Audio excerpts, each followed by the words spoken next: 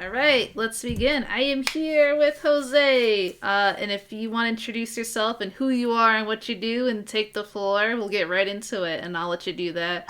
It is I, this machine kills music, taking the place of Nardwar tonight, interviewing. Nice, nice. Oh well, yeah. My name is Jose Miguel Moreno. Um, I'm originally from El Salvador, but I currently live in Monterrey, Mexico, where I have a record label and manufacturer. Um, we have had it. We have this record label for like 4 years, but 2 years like for real, like done it as a professional thing, or tried to be professional As thing serious for thing. 2 years. I guess, yeah. And we specialize in limited editions, special editions, and a little bit of everything, a little pop, a little rock, and mostly right now a lot of experimental, ambient bands and artists from around the world. Doesn't have necessarily have to be from Latin America, but we try to have a little bit of everything at the label. But pretty much we just want to either reissue, have it first time on vinyl, cassette, or if it's a new artist trying to reach out, basically, we're here to help. And That's I don't think we've said the name of your label. What is the oh awesome name of your label? oh. I'll say it in English sounding. It's Aurora Central, all right, but it's Aurora Central, which I guess in English it sounds weird because it's in Spanish. Because the two words, they're actually like you can read them in English. Yeah. I guess people think I'm dyslexic. Well, I am, but more so because it should be like Central Aurora, maybe in English, and Mm, in Spanish it's the other way around, yeah. Aurora Central. So yeah, this is Aurora Central Records. And is there any meaning behind that? Any reason you call it that? Well, look, this label started around 2018, something like that, and it was a project from one of my roommates that I had at the time, and he had this little project he wanted to do for like his final exams in the university, and like a final project in his career. Um, and he wanted to have like a booking agency, and he called it Arista, right? The problem with that, we didn't realize at the time. Well, I try to help him a little bit with booking. We did a few bands from Mexico to come here to Monterrey, Mexico, and we tried to book them. We did, and we released like 4 tapes or 5 tapes with the name Arista Pressings. Hmm. The problem with that we didn't realize is that the name Arista in English was already used by the famous label that Lou Reed was in it, a lot of Mm. bands. So we generally, as much as we already had probably records by them, we thought in Spanish, and I guess we just like sort of got tangled or whatever.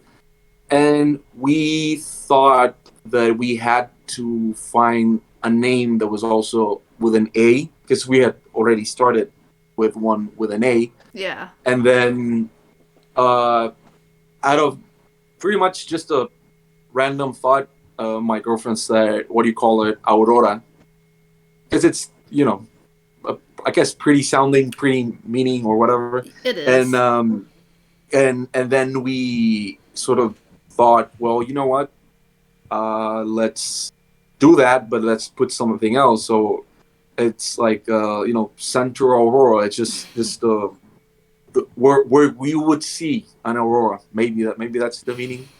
It's not that profound. And then we put press records at the end because we thought we are gonna have like two different things going on pressing. which we do. We do cassettes. We've done late cuts and stuff like that. And then we have the label side of it. So we changed to that. It transitioned to that, but it didn't start it out with that same name. That's interesting. So your old DZ roommate had the idea like a booking agency, like to bring bands in to play specifically. Yes, so he wanted to have like a little project of he's from Tijuana. He's still alive and everything, but when he was like a year and a half. We got to the university the same year, and we were classmates in a lot of classes. But he's such a genius, and he did a lot of summers ahead of me. So he graduated like 1 year and a half ahead of me. So for that year and a half ahead of me, he wanted to start bringing bands from a lot of parts from Mexico to play in Monterrey, more like independent bands that didn't have probably like the needs or the capacity to tour. So his whole idea was to start doing that. And as an afterthought, we said he asked me if I wanted to come in because I had a little like maybe I had an idea, just like an afterthought, like, hey, why didn't you like you bring the band, but we do merch. And the first thing that came into my mind was, let's do some shirts and let's do some tapes. Yes. I didn't know anything. I didn't know anything about um, how to make them, etc. Yeah. I'm an audio engineer. I that's what I graduated. My friend Sergio Martinez, he's also an audio engineer, but it was just something you don't see how to manufacture cassettes, you know. It's not every day But as anymore. an no. But we thought it was great if we did that. So when the band came over, I had to do a lot of research. I got a lot of ideas of how to duplicate it in the correct way, and we sort of came out with a little formula. We how do you say that in English? We built basically some duplicator machines Yeah. uh, with like high quality recording heads and like basically a Frankenstein, a monster, like for tapes. And we did that, and like I said, it didn't. He was like, well, let's put the name of the booking agency that he wanted to have, Yeah. just as like the label's name. And I was like, all right, let's do it. But it was just something we did, like not really meant for anything. And then Yeah. we did. It was the band is called Entre Desiertos. They're from Tijuana. They're still active, Okay. and we did their first two EPs. We put in like side A, side B, and we sort of released it at a show. And basically, that's the first release that we did. That's Yeah. cool. Did you did you have success giving out a lot of tapes or selling the tapes there at the show? Did you like in that moment like kind of realize that maybe there's something to it? Did you kind of find like through the process like a joy or interest or passion? You're like, you know what, maybe this could be something beyond like a school project or something. Like did it get you thinking about it? The gears clicking? Well, it's I wouldn't say that it's so well that night Yeah. because I think we didn't do a lot of marketing for the show in general. Mm. And my band was also playing on that show, and we I was concentrated, like I said, it was just like something extra we did. Mm. And we did 100 tapes. We gave the band their like copies. And to tell you the truth, I think we sold like 20, 25 at the show. So basically, yeah. So basically, that's why it really, really mattered to me after it, because I was like, well, I invested all this money at the show, and the people Sure. that went there, a lot of people bought it because we also had shirts. And to be honest, if you tell someone, hey, it's $10 or $15 for a cassette, and we have a shirt for the same price, most of Mm. the people went with the shirt. So because it just especially here in Latin America, people are so used to like streaming and a lot of stuff that we can get into that a little later. Yeah. But we we we really wanted to sell those tapes that didn't sold on that night. So that's the little spark. It was maybe a little frustration that we Yeah. were like, you know what, we owe it to the band and we owe it to ourselves to sell these tapes. So that's like the next week. I had to contact record stores. I had to contact. I had to make like a PDF with info in Spanish and English and photos from the bands, photos from like the show, and stuff like that. And it was very interesting, and I enjoyed it a lot. But it was not on the night of the event. Mm. It was more like the frustration that I thought it was a great um, uh, like collection of songs, and it Release. really, yeah. Yeah, It, it it was a was good just a great release. release, and I thought, you know what, I want this to like bloom, and basically that's how it started. And then some friends of mine, I said like, hey, we did this. If you're interested, and we didn't charge one more dime, but it was uh like the basic cost of it, because we didn't thought of anything of it. Yeah. So basic basically we just started like asking friends if they wanted merch, and you know it moved on from there, I guess.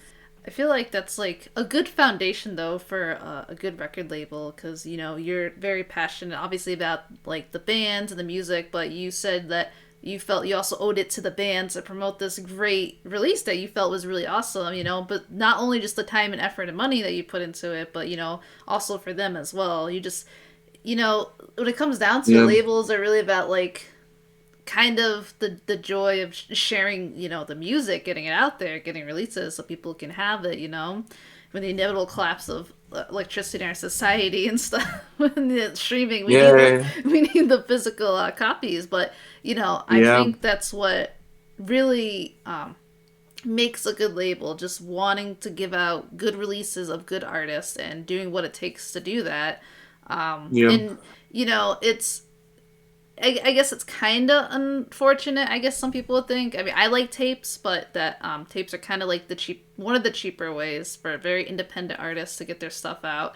And not everybody is equipped these days as they were to listen to tapes. But yeah, I think, but I also think there is like a benefit to some people will just get tapes because they're kind of small and convenient. They're not in the way, and like it's not hard to get a Walkman. And I think too, especially with like experimental music and independent scene, like people do respect the tape and appreciate it and will get it. So it is still worth, doing, and that's not even getting to like some things just sound better on tape for the, type of music and genre. And sometimes the band's vision is for it to be on cassette too, So there's all kinds yeah. of It's a things.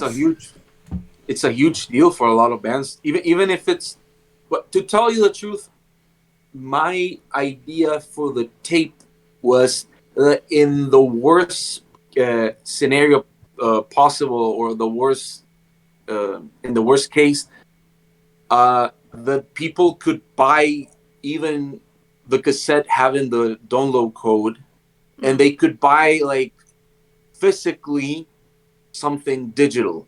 Like in the worst case scenario, you don't have a tape deck, and you're thinking like, what I'm gonna do with this? You have physically, you have a cassette that came with a download code, and you can use it and stream it and download it to your computer, and you own it, but you physically own it as well. Yes, yes. But so that's something that we also thought it was very important.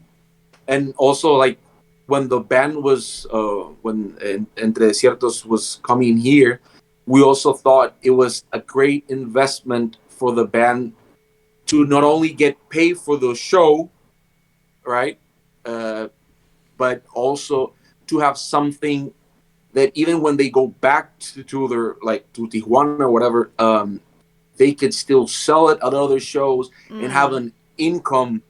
Because to be honest, even if someone tells me, I remember the first time one of the bands that I worked with said to me, like, "Hey, you know what? We sold the tapes and we bought a guitar," and I was Wow. like, "Oh wow!" Like for me that was like huge because it meant that it did make a difference. Yes. You know what I mean? It was not just like this little thing that I had, Yeah. and it really made a difference. And now more than ever, like, I think independent artists need the physical media. If it's a Absolutely. shirt, if it's a poster, if it's a record, if it's a cassette, because most of the time, especially cassettes, because they're Mm. so compact, Yeah. and you could travel with them, and you could put them on a briefcase, and you can, it's something small that in the worst case scenario, you can sell them your digital uh, version of your album, Yeah. but still get artwork, still get. Uh, I mean, we put a lot of effort on the cassettes ourselves. We do them real time duplication, Mm. and what we try to do with that is we don't want any type of data to get any loss of data, anything. We want it the best possible way. So we actually have, like, we have five duplicators running at the same time. Oh wow. So if yeah, yeah, but I mean, we want to upgrade, right? Of course, Yeah. but it's if it's if the release of the if the album is 1 hour long, it takes 1 hour to make five cassettes. Oh wow. So I it's don't know yeah, too much about the process myself. Like a lot of in depth. So that's that's a lot of care and time and effort. And it definitely yeah, shows because some another thing too with tapes is that some people can just kind of put them. You can put them out in just like lower quality or quickly put them out. Sometimes they're not yeah. great. I buy a lot of tapes from Ron Lasar at Triple R Records. He like hand Uh-huh. records them and stuff, and sometimes the quality's not fantastic on his recycled tapes, but I love him and support him. And whenever I have a bad tape, I tell him, and he gives me a new one for free. But the Yeah, it's just all that, and I think some people might have that idea too that tapes are like might just be by nature low quality or whatever, but that's not true. Tapes have such a high like window of being absolutely like fantastic quality, and if you just put the effort in, like I just bought the back there. It's the tape set for the A-Trax oh, Morgue tape oh, collection nice. from Urashima, Urashima, fantastic label, puts so much effort into their noise releases, and even though it's tapes, it's like incredible quality. I think this is like the way to listen to this artist. And I think want to like kind of start getting a bit into more to your label specifically Mhm. too. I think one of the big draws that people are starting to notice to your label is to not just like having stuff like Merzbow and Amlux and Vital is incredible. That's its own can of worms, but they Yeah. see that these classic noise albums are put out like on cassette, which is like so interesting and unique. And some people like to listen to noise, like me personally, on cassette. It's like a totally different experience compared to like the CD or the vinyl. And the fact that you actually like work hard, hand making these, with the art and the J card, making sure the tape sounds great. Like it totally offers this new experience for people who love a lot of these classic noise albums. And I think that's one of the really interesting things that people should come in to see your label for. Because I mean, that's one of the things that drew me into.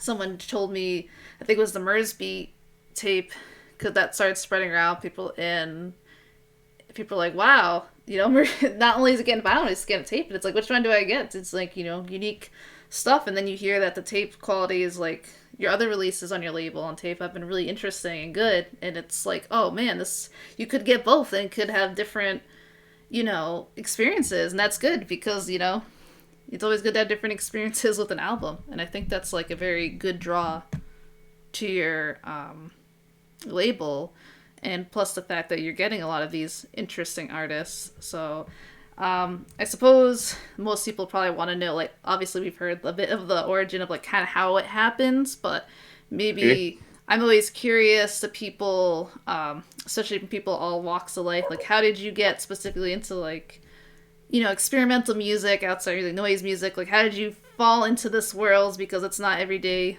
a lot of people will do. Yeah. Well, my story basically goes back.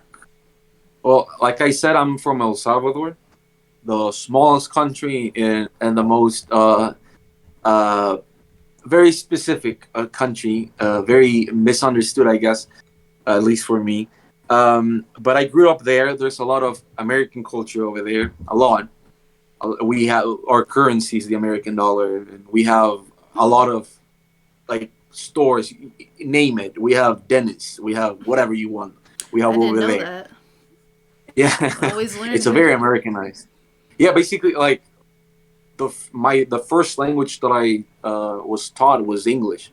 That I speak almost the same way that I'm speaking right now in Spanish because I stammer and have a dyslexia and whatever. But it pretty much the same, I guess. But there's a lot of that, and there's a lot of like thrift stores and a little bit of everything. And I used to go with my mom a lot when I realized that they would sell very cheaply CDs, vinyl records, and cassettes.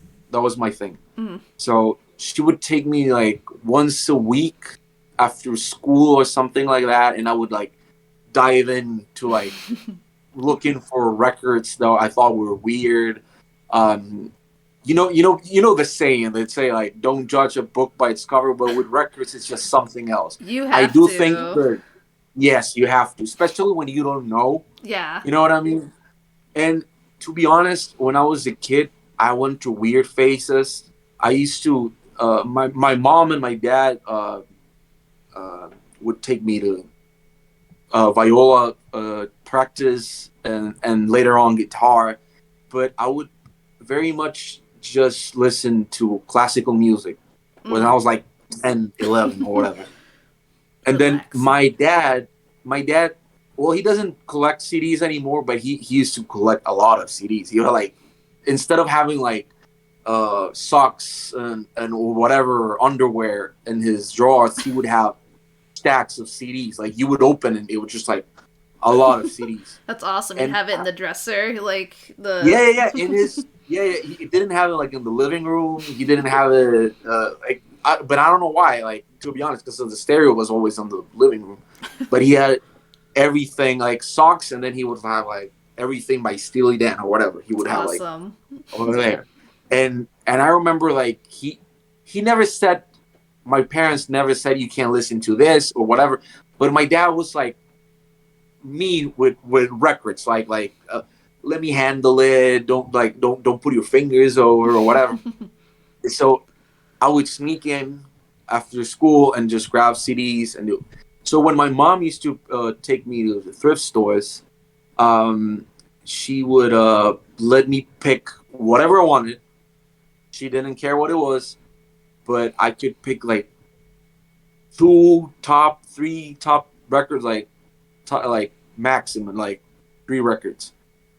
And most of the time, I would just get whatever I thought I recognized from my dad's like drawers or whatever, like Bob Yeah. Dylan or Joni Mitchell or whatever. Yeah.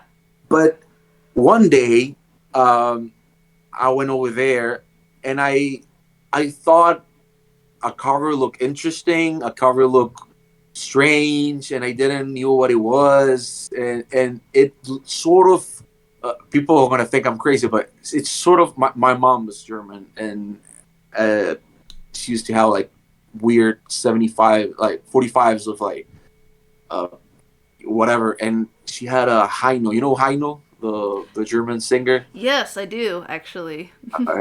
All right. So he like I Very saw this campy guy with covers. with Rammstein cover. Yeah. Uh, uh, I saw this cover on the back, guy with glasses, funny looking, and I thought, you know what, I'll take this.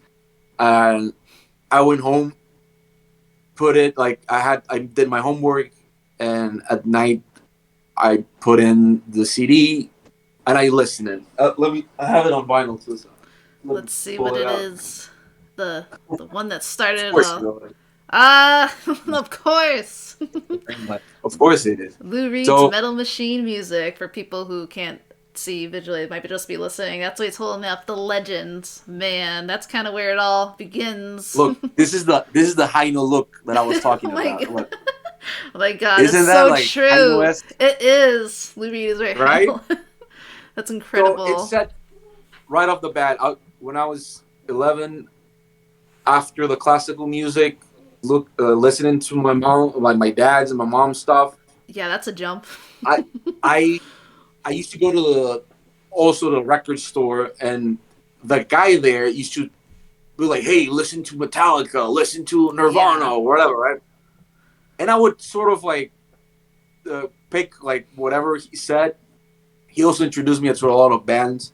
Funny enough, like one of my first CDs I ever bought was the somehow infamous Coil Nine Inch Nails remix thing. Further down the spiral. Yeah, yeah, Yeah, yeah, that's yeah. awesome. Yeah, but it was just like, what is this? Like, why you recommend? Like, why would you recommend Metallica, and the other week would you recommend that? I don't know, but uh, so I would pick from that, but nothing really was that meaningful to me till I got like this. You know what I mean? That rocks your world. And Rocked my world. I heard it. yeah, yeah, yeah. Because look, I I didn't start it with Velvet Underground. I didn't start Yeah. it with, and to be honest, I loved it. I don't know why. I thought it was a lot of things going on, and I put my headphones on, and it was just like soothing in a weird way, Yeah. and and and it just I couldn't. I remember bringing in one of my best friends. His name is Ever, and I brought him after school. I was like, "Hey, I gotta show you this," and he was like, "Oh wow, what is this?" And we listened to it pretty much all the way through while we were like doing homework. And he was also one of my influences, like listening to music. He was very Yeah. into well for like he was 2 years older than me. For like 12, 13, 14-year old kid, he was listening to Flaming Lips, and he was listening to like anything like Steven Wilson, stuff Oh, like he was that. a cool kid. I see. No, no, no. He was definitely not the cool kid. Well, I guess in my eyes or whatever.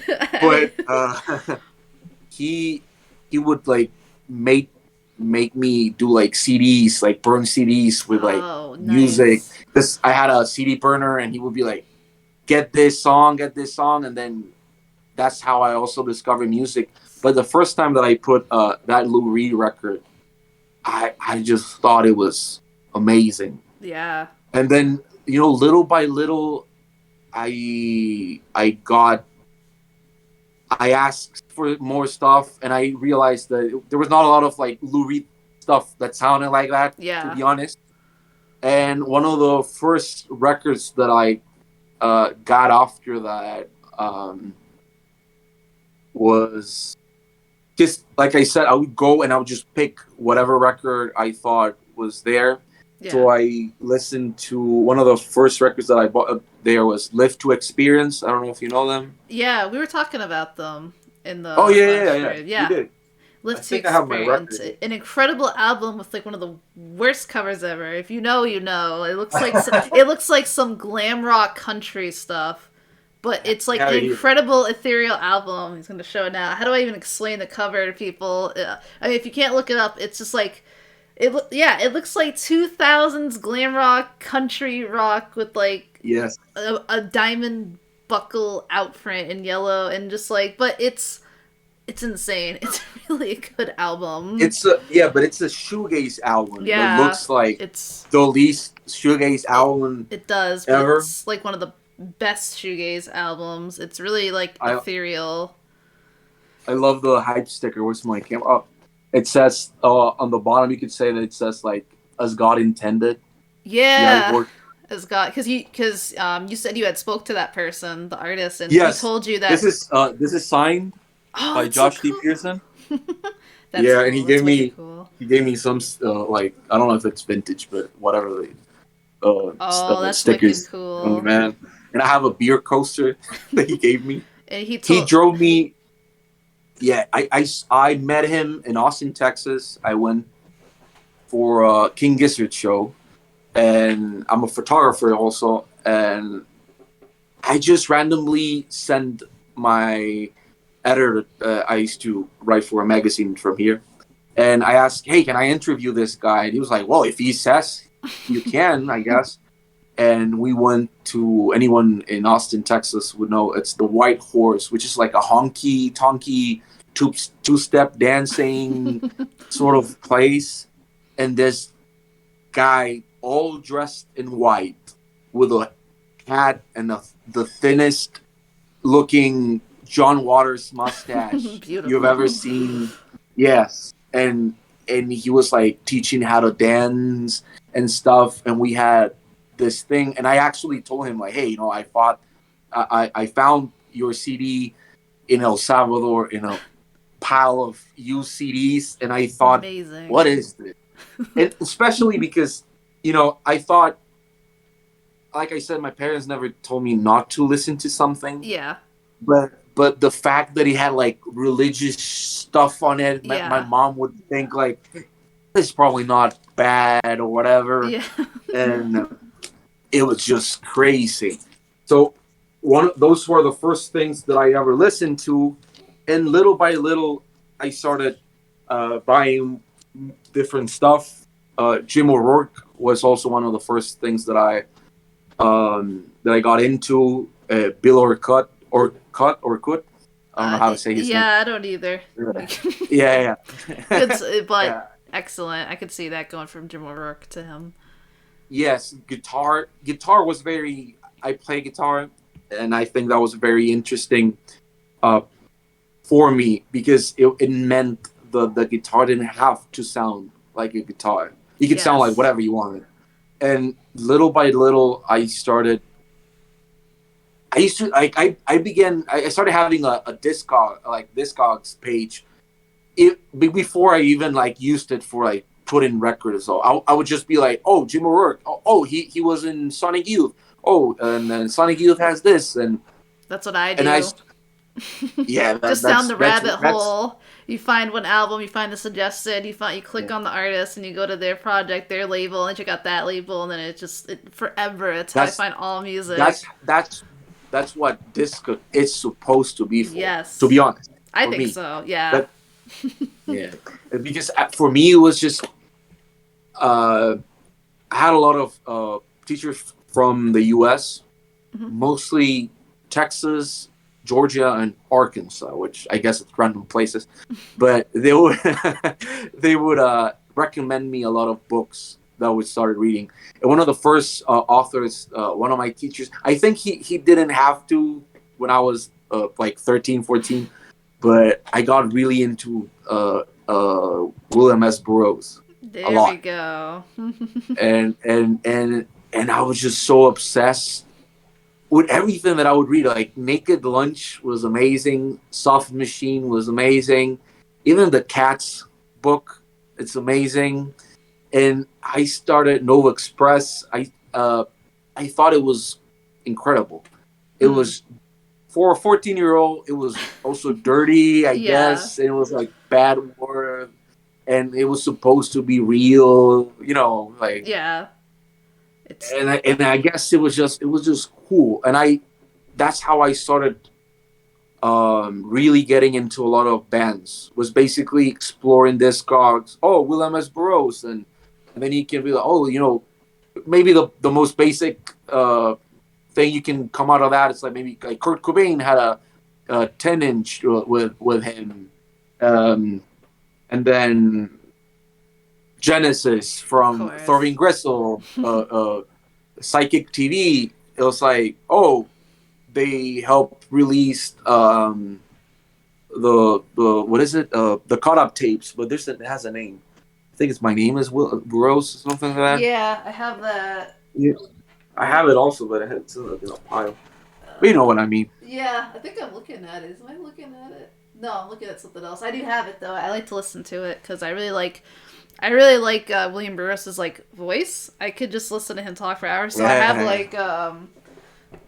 I have like the CD box set too of his spoken word Oh, I've stuff. never seen that. Yeah. You're the other way around, so I Oh, have to do this. yeah. The other way, the other way. Oh, because I actually got this from There you Triple go. R. I got it from Ron. Because I just like listening to his spoken word. I'm a bit more fan of his spoken word than reading, but I can imagine, especially when you're a bit younger, like reading that stream of consciousness books and just being Yeah. exposed to these new ideas and worlds, which it's so unique. I mean, many people, even older people, regular people, aren't even exposed to like the beats and poets and William Burroughs and that whole world. So you were definitely like primed for experimental exploration. I mean, you got Lou I Reed's Metal just Machine music. You have the person telling you about Metallica and Coil, and then you're reading William Burroughs, and then Jim O'Rourke, like you were, and then Live to Experience, which is shoegaze, and then you brought up the concept too that you were into. Yeah, that's a good one. yeah.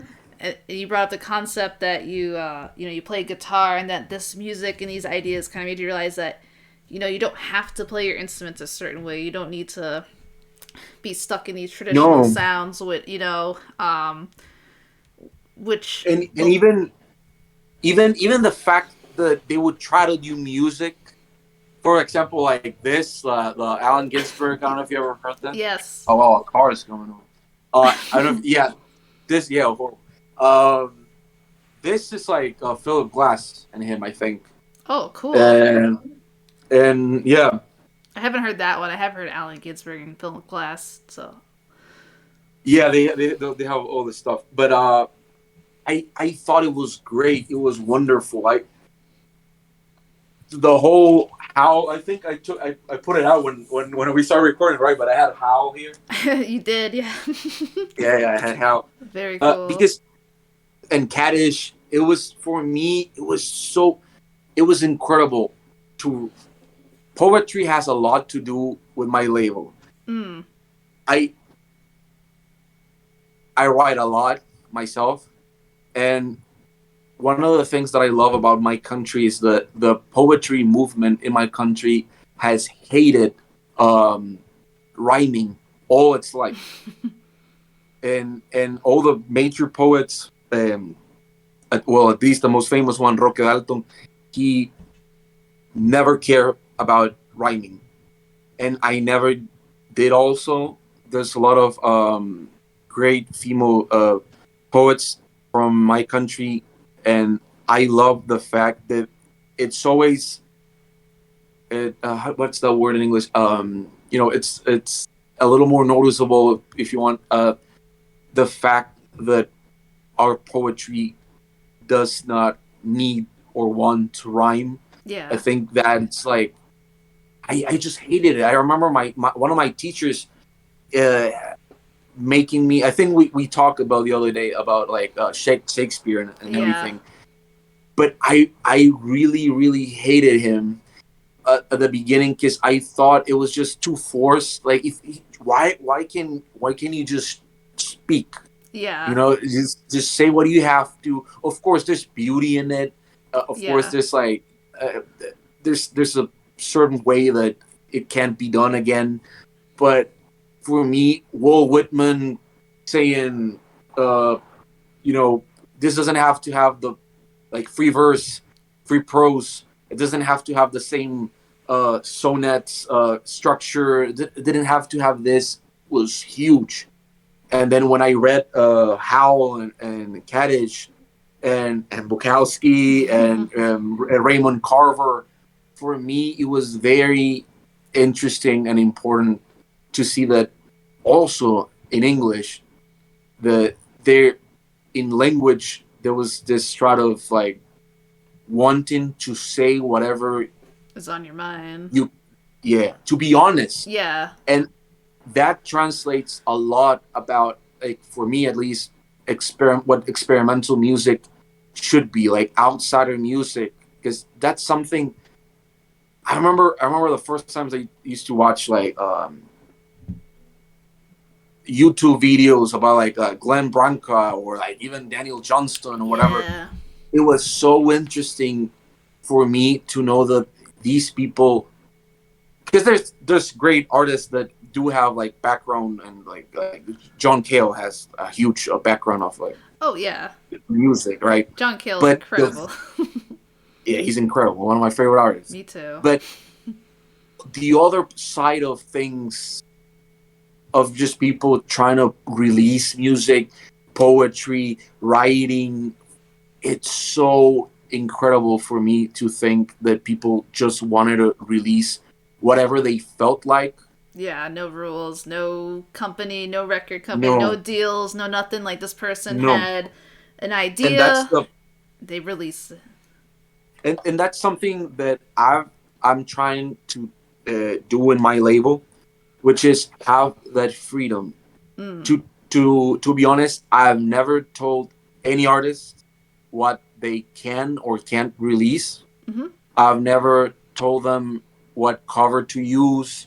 I do help them with like putting the artwork on the template Yeah, of most of the time, course. because if it was never released on tape, it was never released on vinyl, I have to help with that. Yeah. But I like, everything has to be approved by the artist, even the amount of copies to be released, Mm. uh, anything and everything has to do with it. And I really, really think that the Resident. Yeah. Uh, uh, um, well, like the theory of obscurity, right? The best art and the best music and whatever. It's when you're undiscovered, when nobody knows you, and you Yeah. don't have this sort of like feel that you owe someone something, or that Exactly. you are a certain way, and you can't be perceived any other way without people like uh, criticizing you. And I think that if you can have that approach with artists, knowing that you won't try to add something, subtract something from Yes. their art, that total freedom is where I think artists shine more, because they don't feel that pressure of like, I have to do this for because Restrictions. I released this, or because in the past I did this. You, Absolutely. I see you what. have to be free.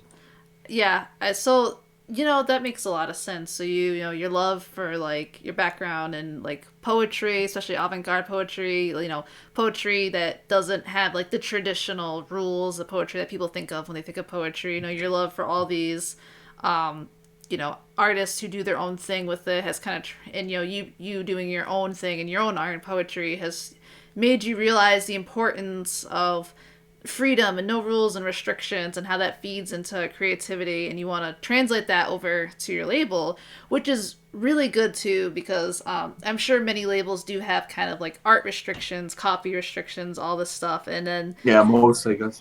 you're also releasing albums that have been released before on other labels, probably in different ways, and to re-release them in a different way, you want to give I the thing you're bringing to the table, your label, your uniqueness, why people should come to you, is that you're letting them do what they want to do. You're just helping them along with it. And, that's really, really good and important, I think, for a label to do. For the label itself to not have any kind of ego or stake in it. You just want to help the artist release it, especially now when it's really important than ever for an artist to release, like, their music, their products, things they want to do. And it also like helps them, keep some respect and dignity and power in their art and what they want to do, and not feel restricted during, the struggle between like trying to make art to make money, and then wanting to make art too. You're trying to give them the best of both worlds, which is really awesome. I wanted to bring up too an example. We have a copy right here No, of what you have, your man? of your release of the Aurora Central Merzbow, and this is you kind of brought up as an example of like keeping the artists of what they want to do, because you had talked about like we have this wonderful gatefold here. If you notice, it's a very unique kind of art, and it's a little bit low res, but you had said that's what the art would Yeah, want the fire. exactly. Yeah, I think it looks Yeah. awesome, and not every label I think would allow that or want that. They might try to pressure the artist to do something maybe a little bit higher scale, better quality, something to work out, but you said no, that's what the artist wanted, and that's what we're gonna do. This is how they envisioned it. Yeah, I, actually, let me, because I told you, I think I told you last time, but so this time it's recorded, I guess. So the artwork for Merzbeat was lost. It's completely lost, I yeah. guess, if you want to call it like that.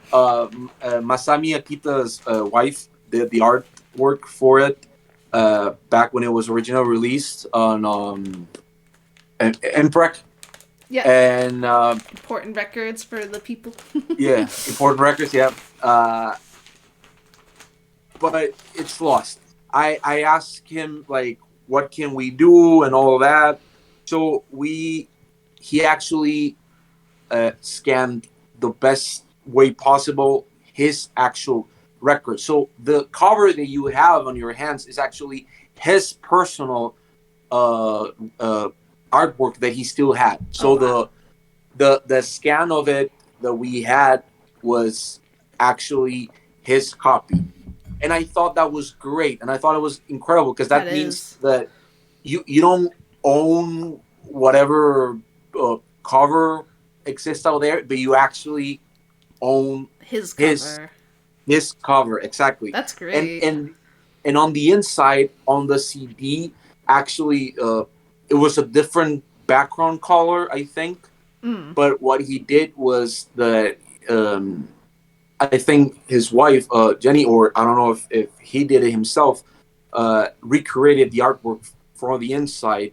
And yes, the fire, it's a little pixelated, but that's how he wanted it. Yeah. He wanted it with the font and everything exactly that way. And I think that also is very important because I love that it was a very subtle but different thing that was a little different, but it's the 20th anniversary, and that's something very meaningful to him. Yeah. And for example, for the I have it over there, but for most of the releases we've done with him, because the first release we did for him, if you want to talk about that also, it's Yeah. Door Open at 8 a.m., Yes. which this was my approach. Um, right before the pandemic started and everything, uh, I thought about what records I love that I want to have on my turntable and what records I think, because I don't believe in that concept. I hate when you go to YouTube and people are like, who's still listening in Ugh, 2022? I know. I For never me, it's stop. always, yeah. I For me, still, it's like, I don't know, yeah, whatever. It's not like I'm gonna stop listening to the music I like, and yeah. especially people like you and me that like to look up bands and Oh artists and yeah. discogs. It's not like, oh, I can't buy this because it's 1994, right? Mm-hmm. That's not something you do. And No. to be honest, one of the first things that I thought about was like, well, when I got into college, I would travel a lot to Austin, Texas, and I would go a lot to End of an Ear, and I would buy most of my Merzbow CDs. Um, when I was in El Salvador too, I would. It was a whole process. It was like you have to order the CD, and it was like a month after Oof. that you would get the thing. And the way that I got into Merzbow, Yeah, I was gonna which I think ask that. I was back gonna to, say yeah. let's back up just a little bit because I'm sure is and not to cut you off and try to No, no, no, don't worry, um don't worry. the probably for the viewers of my channel specifically too for the industrial Yeah, noise, people are probably very curious. I mean, I am about like how did you discover Merzbow? You know, you've gotten into Lou Reed experimental music, but I kind of want to hear your yeah. history of Merzbow, and then of course I'm sure people, if you want to talk about it, because I know No, of Masami, course, of course. I know Masami likes a little bit of privacy, but if you want to talk about how you got in contact with him and have put out such Well, intimate releases of his, so let's start from like how did you discover Merzbow, and I guess then how did you discover or get in contact with Masami? I sort of hinted at it. To be honest, when one of the first CDs, weird CDs that I already told you that I bought was Jim O'Rourke, Yeah. like Eureka, and I don't know why I thought the he sings in that record, but I that's the first record that I got. The artwork was strange and bizarre, and I didn't know what to do about it. And I got it. I got home and I listened to it, and I loved it. And then I got some other records by him, and then I transitioned from that to listening to he because I already because of my sister and all that I already knew what Wilco was, and I Mm. was like, oh, Jim O'Rourke mastered this, and I was like, oh wow, weird. And then from that I was like, what else has he done? And I got Mm. into Smog, Bill Callahan, and it was folky, and Yeah. I was listening to a lot of Bob Dylan and Tom Waits and the Yeah. those sort of things, and Karen Dalton and that type of weird voice, like it's a frog is singing. That was Yeah. my thing. I like that And too. little by little, I was like, let's see what else he's done. And I saw that he was once in a band called Sonic Youth. Here we And go. from that moment on, I started buying a lot of CDs, and I got into the Sonic Youth Records, which is the label they had, right? I Yeah. think I have it here. And most of those uh,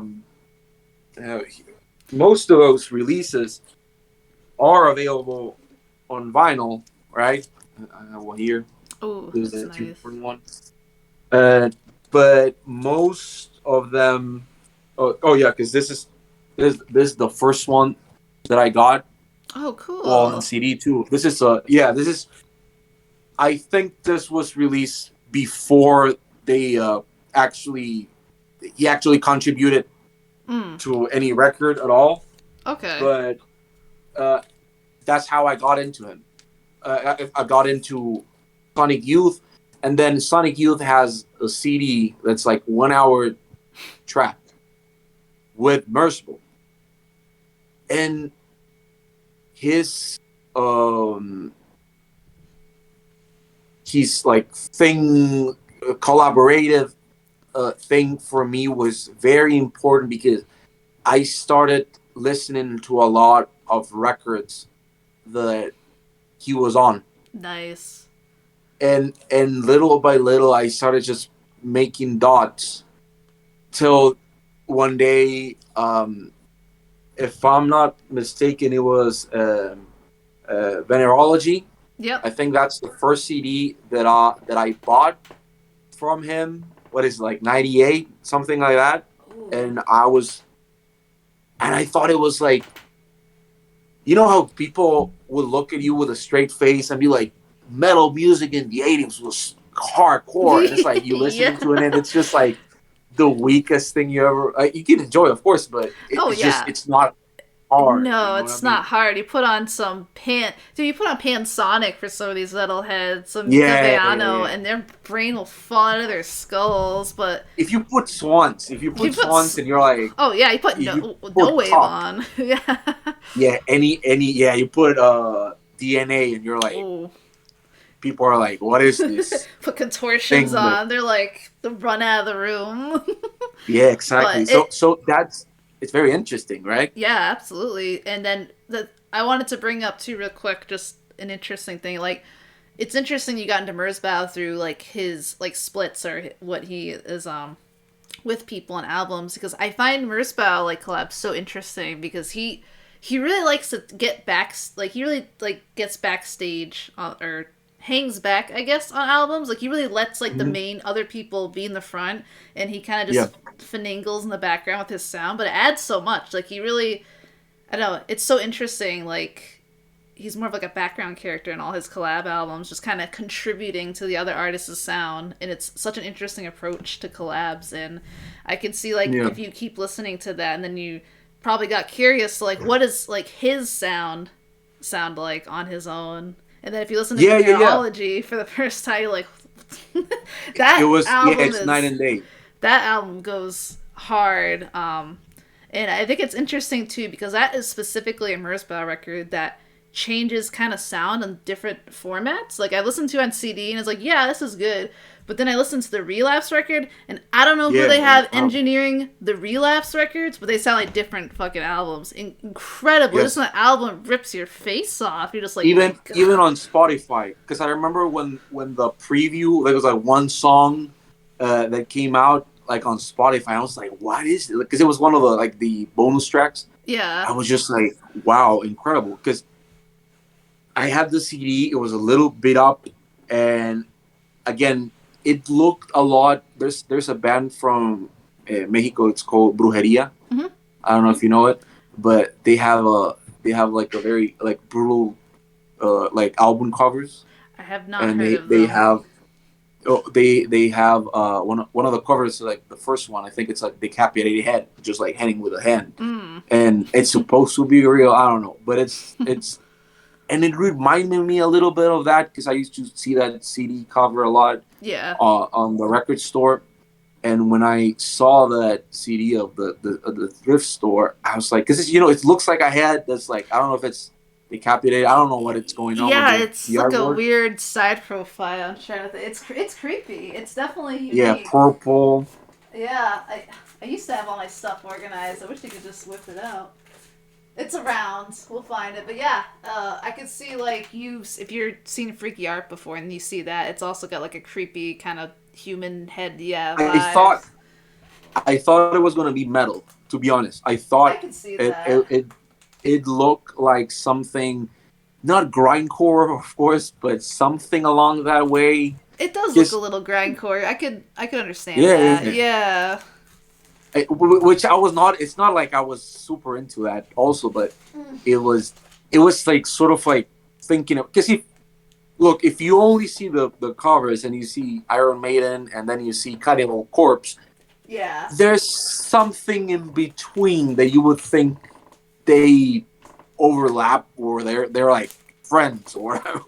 You know what I mean? It's Morbid Angel, stuff like that. It's sort of that type of Yeah. art that It pushes you. is. But And I go ahead, go ahead. oh, sorry.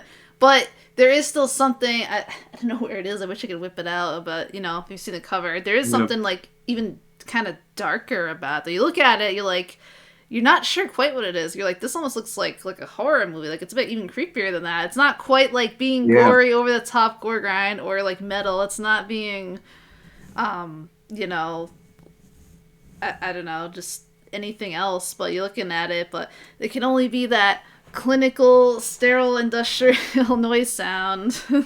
Yeah, yeah, but it was nothing that I thought it was gonna be. And when I Yeah. put it on, I was like, oh, it sounds like a little bit like Mm. this. Like Metal Machine. Let's go. Yeah, so for me it was sort of a click Mm. of, oh, so maybe there's, because like I said, I listened to metal machine music and nothing else sounded like that Yeah. in the low read catalog. So it was sort of like, because people still debate if it was intentional, if he actually wanted it was a contract or whatever he wanted to fulfill or whatever. But I think he enjoyed it because Oh, I'm later on sure. he released like a live and he toured with it. I think in the 90s or early 2000s. He had like a Metal Machine Music trio or something like that it's called, and I truly believe that. And right after that, the first CD that I got after venerology was Door Open at AM. Awesome. To be honest, I think that my favorite Merzbow releases are those late 90s releases, and of course the Boris, which I adore with all my life. But for me, Door Open, first, I love the Esso gas station uh, artwork, It's so which I aesthetic. think It really is. it's great. And And go again, ahead, go you. ahead. Oh, sorry. Again, you have no idea like what it's gonna sound like because it almost No, it actually almost looks like a Jim O'Rourke cover, kind of in a way, it like does. something Yeah, yeah, yeah. like you're gonna get like kind of experimental. Um, I don't know whatever you call Jim O'Rourke stuff. You want to call it stuff. Yeah. Like it looks like kind of something. I don't know. Maybe John Zorn put out on his label. Like it looks something like that. Like you're gonna get that, and then I mean, yeah. Yeah. There's a lot of I know I don't know for sure, but I know that Masami was going to the US to tour a lot.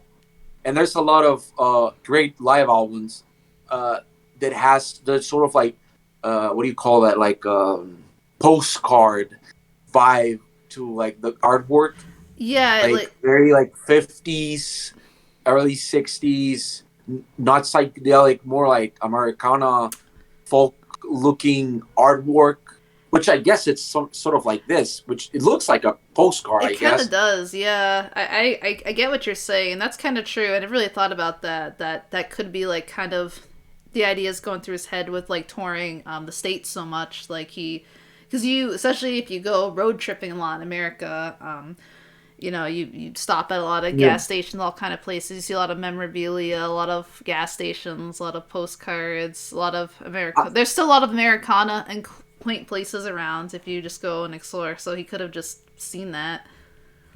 I've never asked him. I think I will at some point. Sometimes I'm very what do you call it, shy, because to be honest, and I think I talked to you about that the other day, but it's very interesting to meet your heroes Oh and people yeah. that you admire.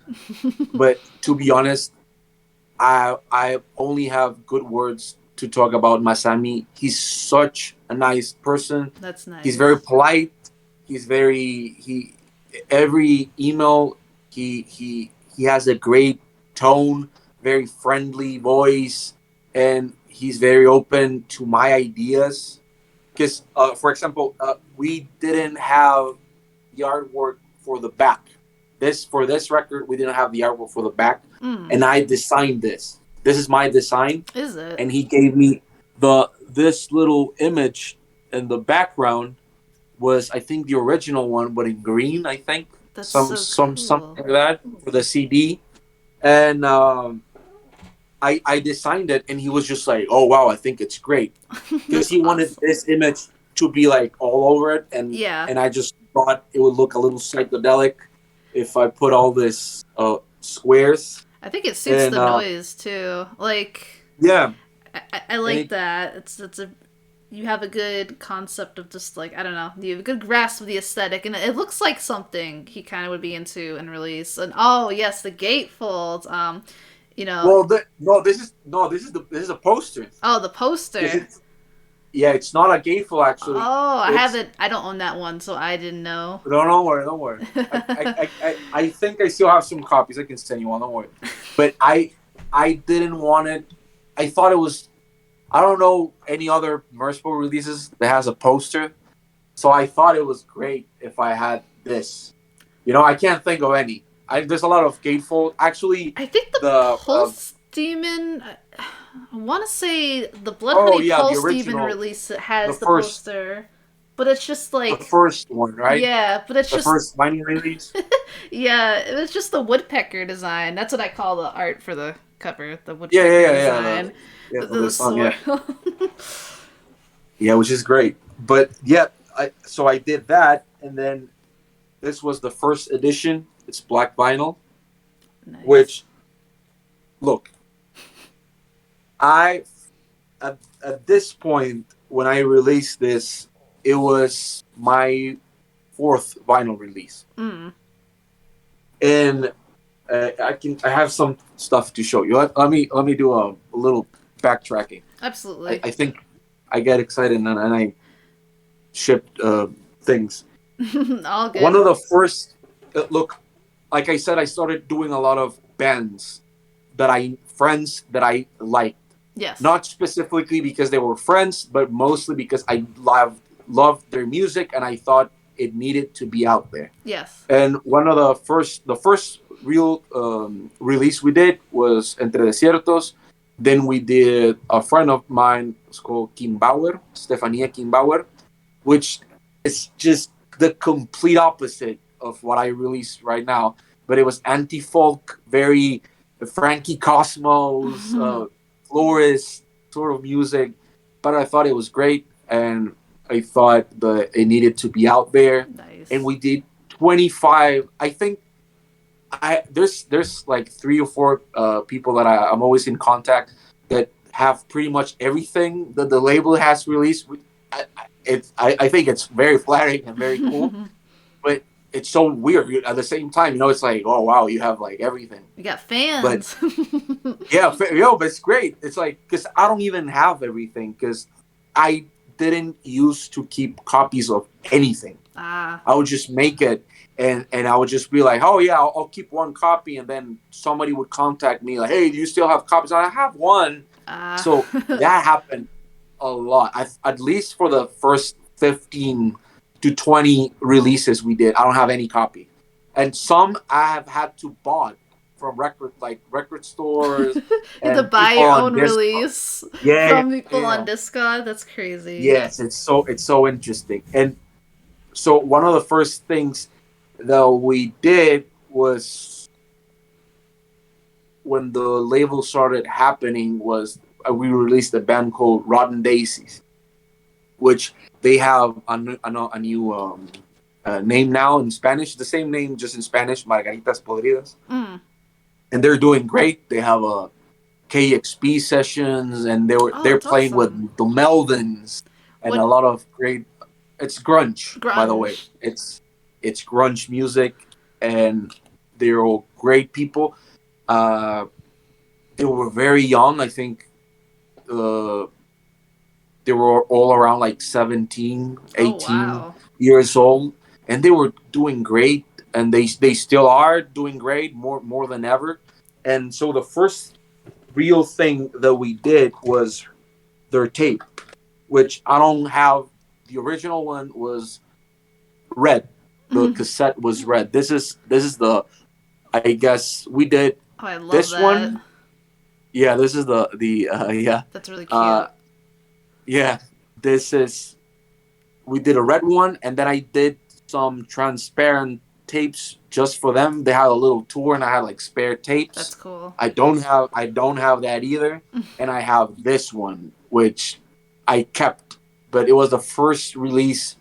This is number 14, so you know what I mean. Where's Yeah. my camera? Oh yeah, So it's 14 on your ah, label, and that's the first time you yes, started keeping a copy for yourself. yes, yes. Live and The first learn. time, and then they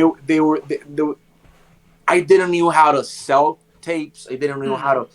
So I started selling at a website here in Mexico that you can sell like merch. You can sell like it's like Etsy-ish type S- thing. It doesn't exist anymore. So you didn't start But out on Bandcamp? no, no, we didn't. First of all, we started selling to record stores, and then I thought I have to have an online store, and I got ripped off by Oh that no. website Kichink, I think it was called. Uh, they they would like not pay you for months. It supposedly it had to be like Etsy-ish that you get money and then you could like withdraw it, Mm-hmm. right, or something like that. But they would keep a percentage, of course, but they would not give you your money to like months after, and they had started problem with a lot of people, with a Oh, lot of artists, jeez. and so it was so strange because my approach to bands, it's that I work on either a percentage of the copies or a percentage of the money up front, with which it's pretty much the same thing. Most of the bands want the copies because I tell them, like, you know what, if your copies, you can sign them, you can do whatever you want Yeah. over them, and you can sell it for a little more, you can sell it for less, whatever you want to do, but it's yours, it's your money, it's your thing, so you can do whatever you want with them. I don't and Yeah. mostly most of the times their copies are going to sell out before mine, and I'm 100% okay with that. Hmm. And which I'll get into that. Like after this, we started doing like different versions of the same release, but that was the first time that something was successful because we put it there. But it was very frustrating because I didn't see any money for Yeah. that for months, That's and almost awful. a year later, it was horrible. Oh, a So year uh, later. Ugh, yeah, and I still to this day they owe me like $300, which I think jeez. I'll never get. Which is, yeah, horrible. So we did that, and then we did, if I'm not mistaken, it was 30 copies or around that. It was meant to be, I think, 50, and I think we ended up doing a little less than that of that same, but on a lathe cut. That's awesome. So this is the rarest, I think, thing I'll ever release. Like I said, it was very interesting time. This is a Yeah. 10-inch lathe cut, and Such a cool cover. I love it. I wish I'd known about it. yeah, I would have gotten that. That's awesome. yeah. This is I, I, I had I've seen one. Like people used to post a lot, but like on the wild, I think I only saw one, Mm. like at a store, because it sold out very quick. I That's had this I with the songs of the record, I love the and they're like, whole art and design. Do you help kind of lay out and design all the records? I know you said you no, no, give no. like the artist, oh, so you let them for the most part kind of do their own I thing. only help with the templates. Okay. Because for this, I think they send me like the photos of the band Yep. for like shoot ups of the videos, and I think I just arranged them, Mm. and and that was it. It Carolina, it's the name of the singer, Yep. and Esley, the other guitarist, and they do everything. They're incredible people. They even sell clothes because they dressed up a lot like very like Courtney Love-ish Mm. sort of thing, like whole, Very and they grungy. like a lot of that. Yeah, but they do incredible things, and they're very, because even this, like, that's her uh, Handwriting. calligraphy or whatever, handwriting, Yeah. yeah. And this is too, It's so like, they cool. know what they want, Yeah. and And you let them they do have it. really, yeah. This is, and this I think the center label I did I was gonna came say out that with it. the center labels look really like good. Like I'm kind of a stickler for center labels. I guess I think they Yeah, look and this is cool. Yeah, I love that with the daisies. yeah, Like but this is my only copy. It's a little flimsy thing, but like I said, this is one of my favorite things we've released, just because the fact that it was I, it was just figuring out. You just yeah, have to figure out. I was so glad. Look, they didn't need me, and I'm very like, in a good way. They were doing great, just online and everything. And I contact them. They were like, "Hey, I want to release this on cassette." And when the cassette sold well, we did some 10 inches. But it was just figuring out. I had never had to contact um,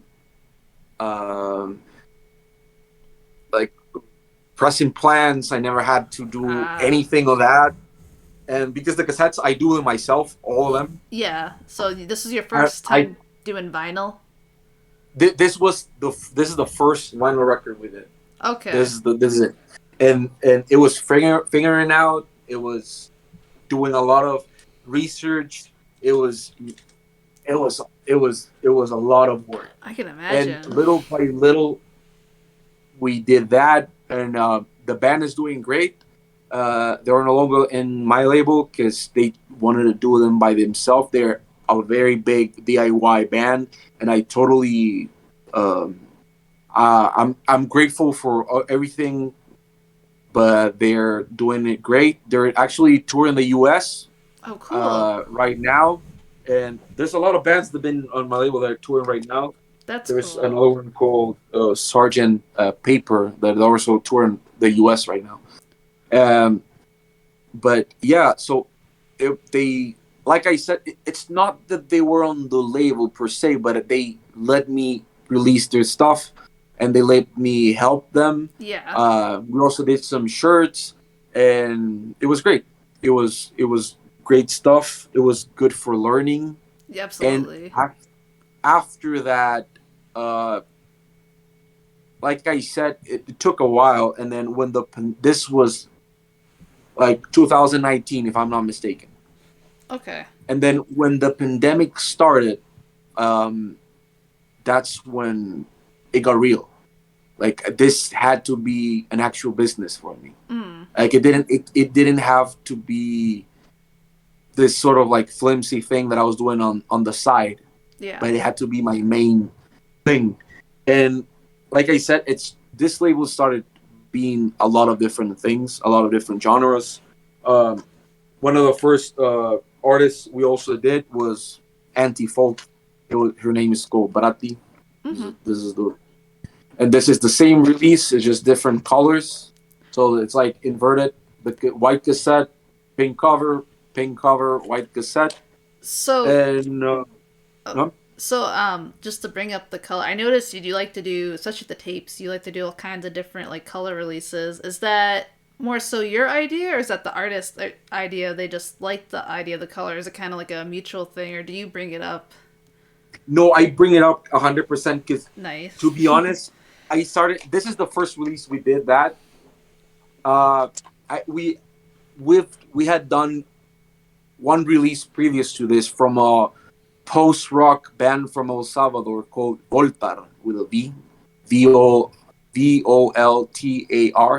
Okay. which is that's another band that I don't have the tape, Oh, no. but which I'll say this is probably the best tape that I've ever done Nice. because it was a matchbox looking cassette that you could split it up in, and it actually came with matches, and you Oh. could actually light it up. The name of the album is called "Ven al mundo arder," like to see the world burning. Oh, It's a okay. great cover, That's so and it's cool.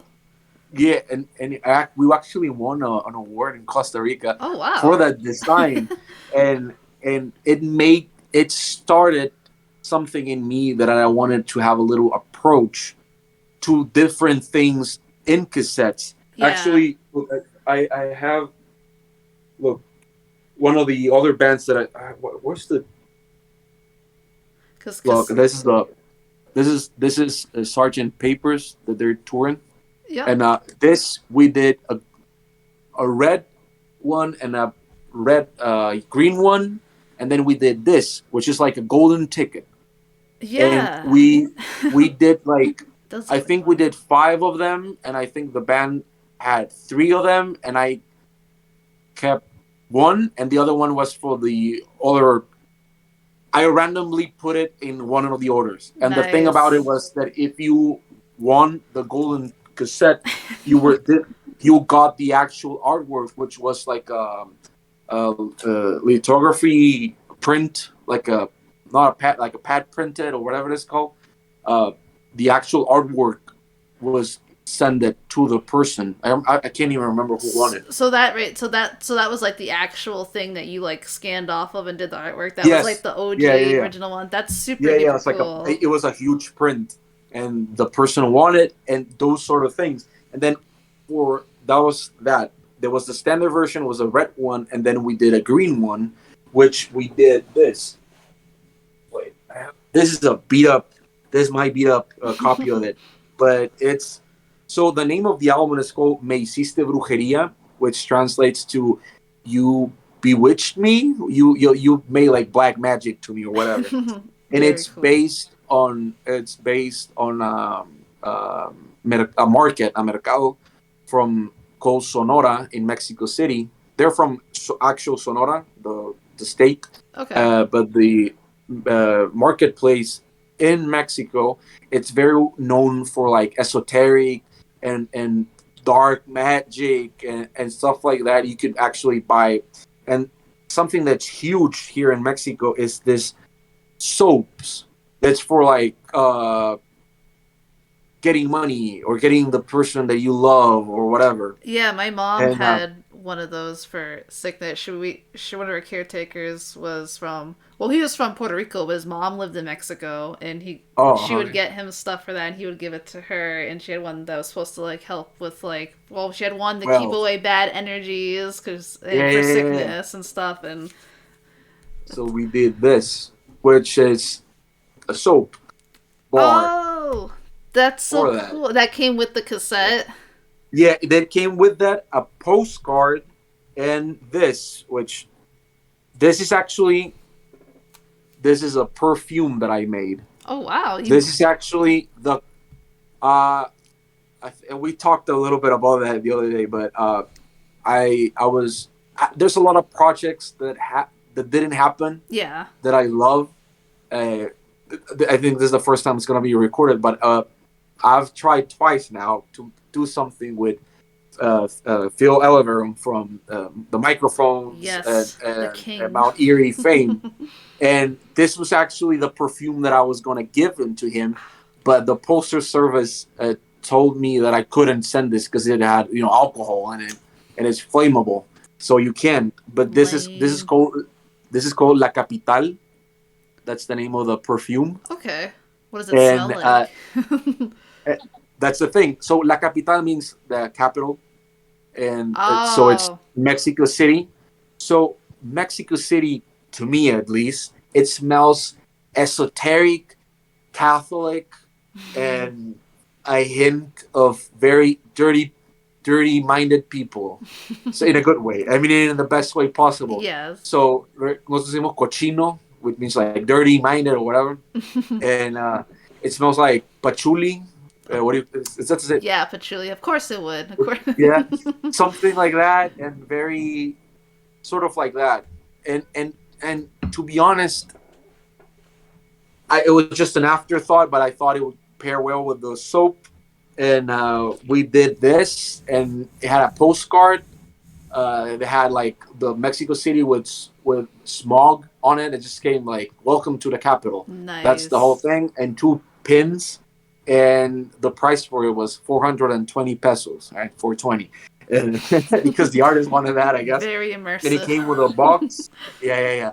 And it came with a box, and that's pretty much those sort of things was what the label was known for before it started to be what it is now. Mm. I think it was something that I love doing.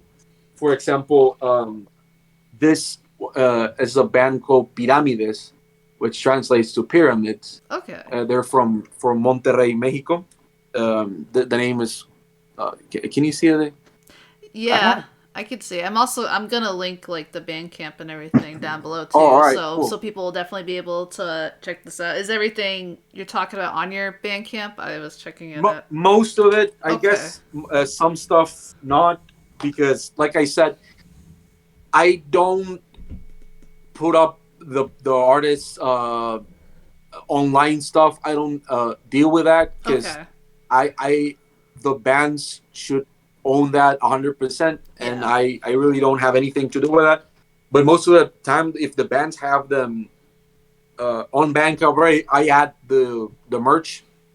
So most of these bands, some of them don't have Bandcamp, Okay. Well, they're or probably on Discogs, and we can find yeah, them yeah, and, yeah, and link everything.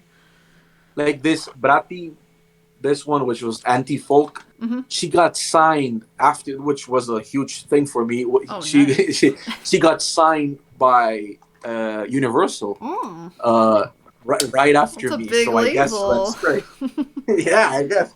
Right. It's She has a good career now. She has that's a lot of good. followers. It's cool that And you keep so going. so Sorry. no, no, no, no. Go ahead. Go. You can talk. I was just showing stuff, I guess, for the people that are looking. The Universal actually bought all the copies that I had left Did for they? this. That's super Yeah, yeah, cool. yeah. I love I don't know why they did, but I love the I candy hope they red don't. tape. I love this whole.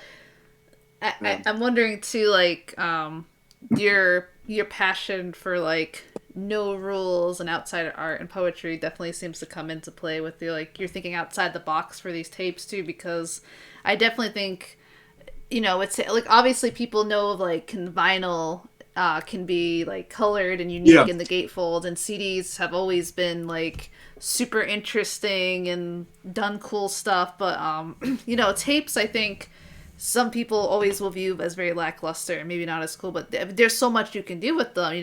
Like you said, you got like the Matchbox one. The idea with the soap and Mhm. everything is so cool, and it's so like meaningful and profound, and adds to the album and like what the band's intentions were And with the sound and like the and it color. gives something. It gives something to the person that's also buying it, not just Yeah, the tape, which yeah, is this whole experience. Because I've yeah. had people actually tell me like they used the soap, and for a show when they came after we released this, like the show after that, there were people with the perfume. I was like, "What is that smell?" And It's the capital. it was the people. Yeah, it was the people smelling of that like a patchouli dirty religious type of thing, which I love. I It love that was smell it's too. great. It's even But better when the smell is trying to cover up weed smell. When you use the frankincense and patchouli oil and everything, you grow up with that. You oh, go to after they come home from church, they they soak up the combination. That to me that is would be great. that's my Yeah. childhood smell there. Oh wow, nice. Look, so we did a lot of that. This band Pyramides. Uh, they were. That's one of those bands that I know I know them because I wanted to release their music, and I became very friends with them afterwards. There were actually four people in that band originally, then one left, and then those three. It's a very interesting band, Pyramides. Uh, right now they have another lineup, but the main guy, his name is Patricio Coronado. He's such an interesting person. He probably wouldn't like let me to talking about him, but I'll do briefly. He's a great person. He's a great musician. Um, he They were going to record a record, and unfortunately, on they had everything set up in one of his parents' house or ranch or whatever, and they informed him that his grandfather had died Oh like no. right before they started recording, and he just came this like downward spiral thing, like it just messed him up. And instead of saying, you know what, let's stop doing this and I have to deal with family stuff, they recorded for I think 48 or 72 hours straight. Oh And wow. when I mean straight, I mean literally 48 or 72 hours, I can't remember, straight, even when they fell asleep. So they started improvising, and they have hours and hours and hours and hours of recorded stuff that they would just improvise, and things that probably will never release, stuff that they did. And they started as a very like psych band, and they then released an EP with very rooted in Latin American sound things, and then it's not that they fused in it. They just it's a very specific kind of language that they were able to discover. With It's literally just they were recording this, and you can feel the different of everything. It's very ambient. It's very noise. It's very beautiful in the best way. There's no singing, and the whole record just one song, and it's saying the same phrase over and over again. Seré velocidad, which means I'll be speed, I guess, Mm. which very interesting. And we used to get together a lot to discuss the record and what they wanted to record and everything. And when they did record that record, this guy, he just clicked and he was just like, you know what? I have to do my own things. He actually moved to Arizona. Mm. He's actually touring too. Very So cool. a lot of bands that I'm talking about right now, you could actually see them. It's not here anymore. And that's probably the first band that I released that was actually, of all the things that I'm releasing now, very meaningful to me, because I was like, wow, you know what? There is great music here in Latin America that should be released.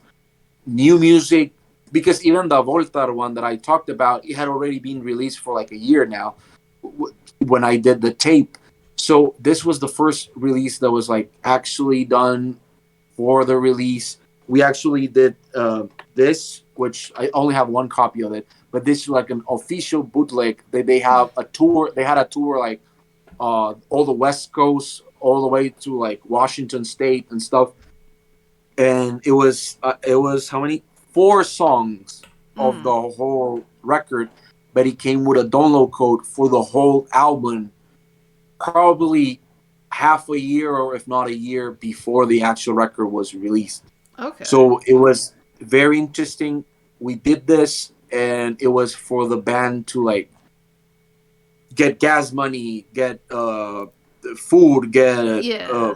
whatever they needed, and it was very important. And that's the first time that I experimented with that.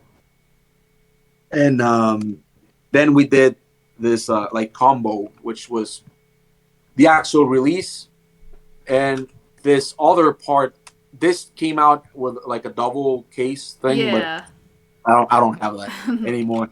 But this was the other thing, which it's I don't know how to describe this. This is such a weird release.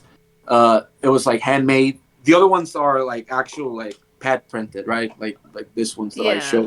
But this was made like this. It's a lot of outtakes. A lot of there's a song where they literally fell asleep recording, and one of the guys, his called is Andres Ponce, I think. He just sort of like playing little by little, and doing like a little glitch noise and doing very samples. They went out and they sampled like crickets and trash and literally anything, and they were pulling them everything into the music, and it's so weird and beautiful. And I recorded a lot of interviews by phone Mm-hmm. onto tape, uh, and he played he played with that a lot Mm. and did this album. So this is probably also some of those things that is like very hard to get, I guess, from my label, which because we did, I think it was 35 or 50 copies of this, Okay. which I want to point out that the reason that we do small pressings is because right now we're growing, Mm-hmm. but at the beginning I didn't have enough. I've never put $1 that I didn't have for this label. Yes. I The first release we did was the last time that I had to put money that I didn't have. We Everything that I do, I put back onto releases. I put back on whatever we're doing, and I think that that's the key to keep putting music out, but also knowing your audience. Because I wish that I could have pressed 1 million Of like course. Adele records for Look at all the that. bands that I release. But you have to understand that you also have to know that most of the bands that are people gonna get into are the bands like people that know me for the Merzbow releases are gonna know that, and they start experimenting with all the other bands that we have on the label. But for me, all the artists that I've released music from are equally important to me. And but I also have to be very realistic to know that some artists are going to sell more than others, Of right? course. Yes, of So course. so those type of things are very important to know how many. At the beginning it was 25 cassettes, and then it came 50, and now we're doing 200, and things like that. So it's growing, Yeah. but that's how also it started out having different pressings of stuff, because like you mentioned, we have different colors. Like this is the door open, right? Yeah. Door open at So 8 a.m. pretty. And yeah, and this is like a green and orange tape, and this is a pink with yellow My uh, favorite color combo. one. And this actually, we have other. I didn't pull out, but I did have But different colors, and then there's like Amlux red, and where's the other one at? but it makes sense. It's actually not uncommon at all for a lot of small independent labels to release small batches because it's just it's realistic, It makes sense. especially I mean we're sitting Oh here yeah, talking about like Merzbow and stuff, but like most people don't know even that, like it, and a lot of the artists you're talking about, yeah, a lot of the artists you're passionate about, the one you just talked about, that sounded amazing with the field recordings and trying to take in that energy of yeah, loss and pyramid. just life and stuff. I mean, not most people are not going to know that, and unfortunately, most people may not be super interested in. So you do have to be realistic with the copies there. But it seems Yeah, like you've also had a good run of people kind of getting more popular too. So when that happens, or more interest arises, then yeah, you can excuse the repress with different colors to kind of yeah, get more of that artist music out and get them more income and stuff. So I think it's a really interesting idea. I know some people kind of have an issue with like people release a limited set and then they release like that one sells out and then they release another one and it's like, oh, this one's this color, this with a different variant. But I don't think that's a yeah, bad thing because it's a good way to re-release it, yeah. and It it it's hard it for also, a label to figure that mhm. out, like try to assess the situation. It's always a tug and pull kind of thing.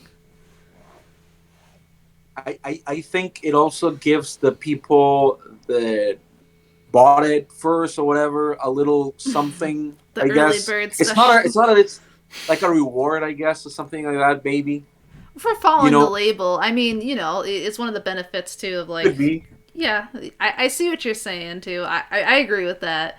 Kind of being in the know, and then like newcomers come and they still have a chance to get in on this music too. That's what Yeah, the represses are and stuff, and it's just cool. yeah. Because look, it's like the door open one. The first one is black, and I only have one copy myself. Because again, I'm very bad at just keeping a lot of copies. And then the second pressing we did, it's on orange color vinyl, Nice. which I guess people, and also polyline inner sleeves, because that was something that they messed up in the first one. Oh They didn't no. put, yeah, I guess. But this is the orange one, Nice. and actually, uh, a very uh, hidden, what do you call it, Easter egg, I Yeah, guess Easter you want egg. to call it that. It's talking about poetry again. If you go to this release, the door open one, Hmm. and you look at the dead wags, you won't be able to see it, right? I kind of can't. I can't read it. I see dead wax. All Uh, right, but it says. Let me read it. Even I forgot it. I can't make it It out. I'm says, sorry. don't worry. It says, Aida, fusilemos la noche y la terrible miseria colectiva. That's a poem by a Salvadorian uh, poet called Roque Dalton. And it was very important for me to have that because it was a way of tying up my origins and coming from a smallest country in the continent, very misunderstood place where people think only bad stuff happens. For me, this was like making a little dream come true. Like, hey, it's just like imagine growing up and having the chance of helping what your favorite artist release music. Absolutely. That to me, it's still like That's what it's all incredible. about. Like, Yeah. yeah, it is because like I say, they are letting me release music, and that to me, it's like I have no words for it because it that's literally it.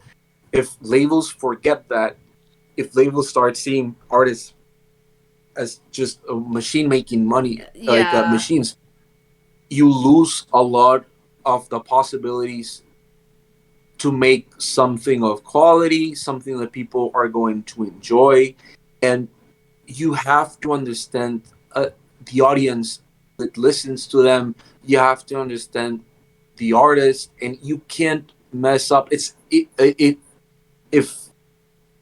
if I uh, told like an artist like you have to change the cover or you have to change this, I think I would have felt bad, Yeah. like thinking that I also know that the artist, like the consumers, the customers, the fans are gonna hate the fact that I altered something from their artist that they Yeah. love.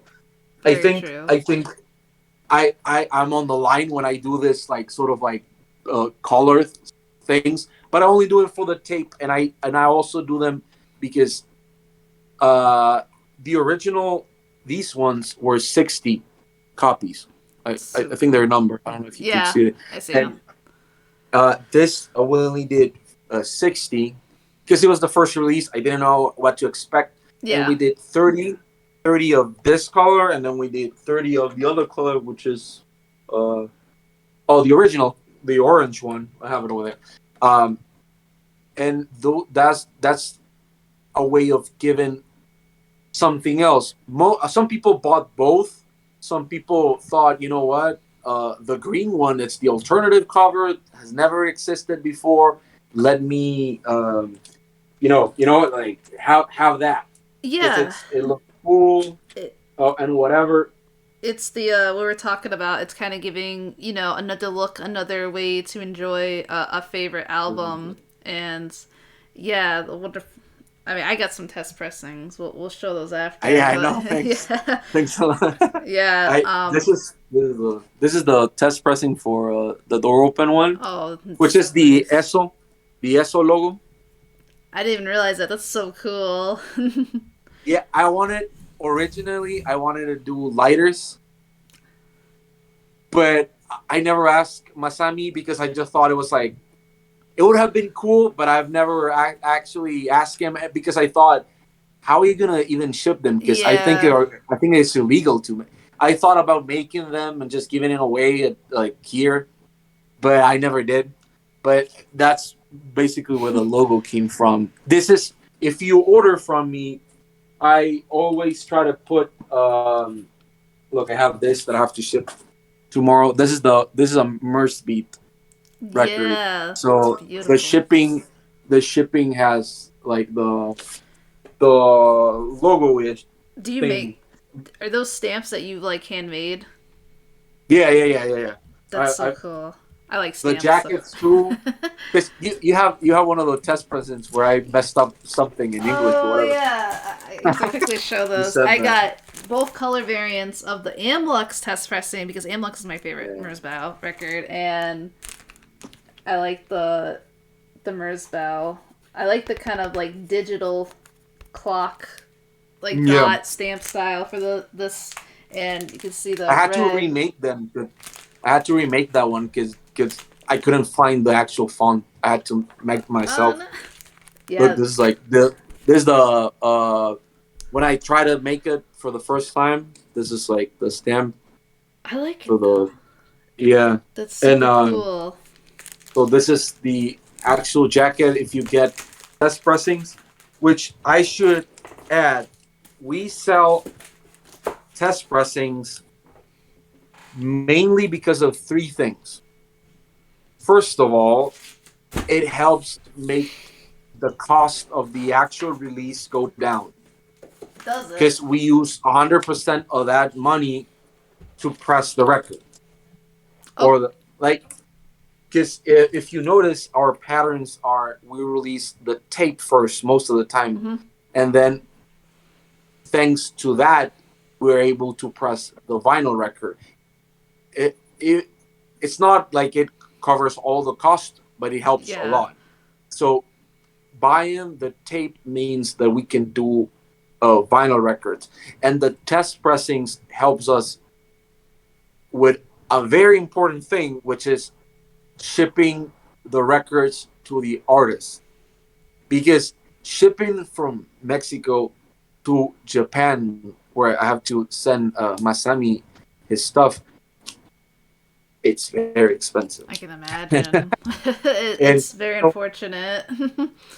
yeah, so that's one of the things that I have to keep in mind. So if I didn't sold those test pressings, I would have to raise the prices of the records, Ah, which which so it's the prices of the test pressings 100% goes to ensuring that we keep having like the records of the quality we can, and also ensuring that we don't have to raise the prices and all this sort of things. And most of it never comes to me. I don't eat a burger out of it. I don't eat a spaghettios at the night because of it. I don't.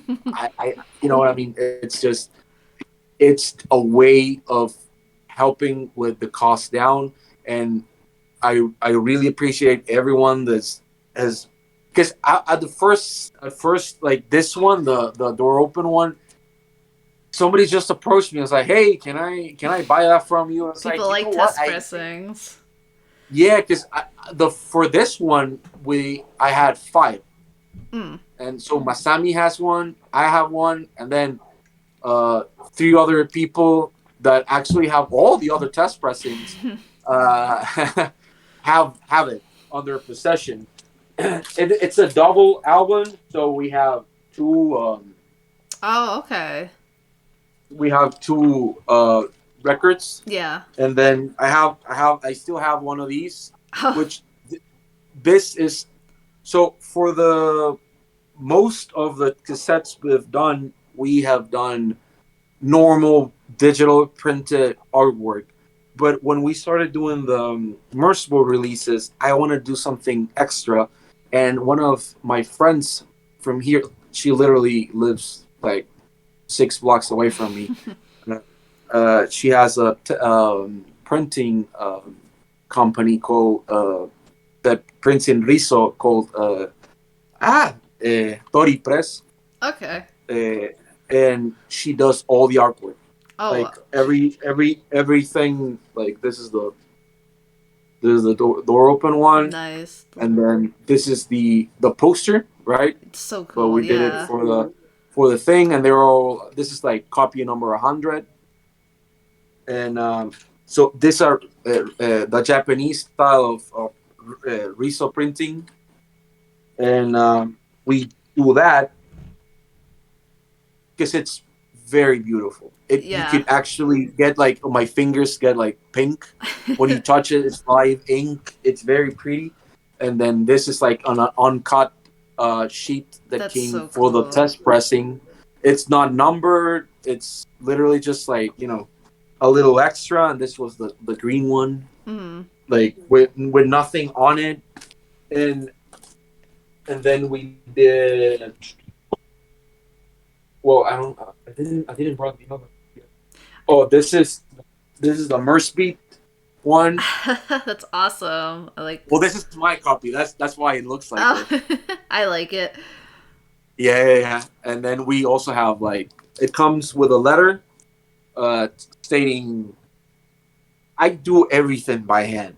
So I have a typewriter and I type the letters. I also take photos and scans of it because if anyone in the future wants to say they have one of these and they don't, I have a copy of like it. in case anyone ever sells one of these and they're like, "Hey, is this real or this is like a Yeah, fake?" that's a good Then idea. I can trace it for them. So that's like ensuring that if you sell it to someone, they can have the certainty that it's real. That you can get your worth out of it. Because I don't mind whatever people want to do with their test pressings, but very important to me to have something else. So I do this uh, alternative thing most of the time. This is for a release that we haven't announced, so I guess this is a breaking news or whatever. Let's go. Uh, this is a Vivac Tens. Oh, Uh, that's this is awesome. Merc. This is Merzbow. I guess ambient, very mellow, beautiful ambient Yeah, noise yeah, I would say that record. it's wow.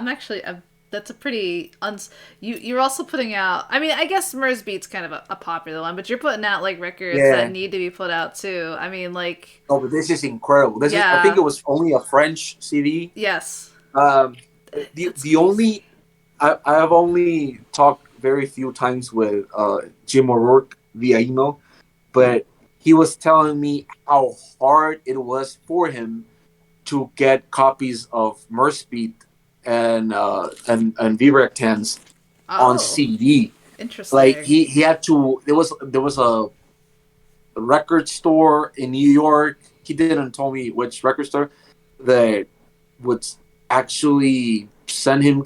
And I think the Merspeed one he had to buy from Japan or whatever, like when Mm. it was released. So it was very. No, I think it was the. I don't know. I think this was the Vivac Times one that he had to like actually buy outside of the U.S. to get him in because it was like you couldn't buy a copy. I can And imagine. Yeah. so yeah, so I try to. First of all, these are my favorite Merzbow releases. The Door Open one is by far my favorite. It has this jazz It's um, very respectable. sample. Yeah, no, it's great. The intro. Uh, I also think in terms of like if you never listen to a Merzbow release, what's the best record to start with? My opinion, it's this one, the V-Rectans one. It's Yeah, that's a pretty good one to get in. I think any of the ones you've released, because I would suggest Amlux, even though it's heavy, but it's just so yeah, good. I mean, you can't beat the opening track. But I mean, a lot of people yeah, suggest yeah, Merzbeat too, and Doors Open, actually. I think everything your labels put out is actually some of the most approachable Merzbow, funny enough, like in a good way. Like, it's a good like yes. I don't want to say entry level, but like it's if you've never heard Merzbow or no way No, I like know.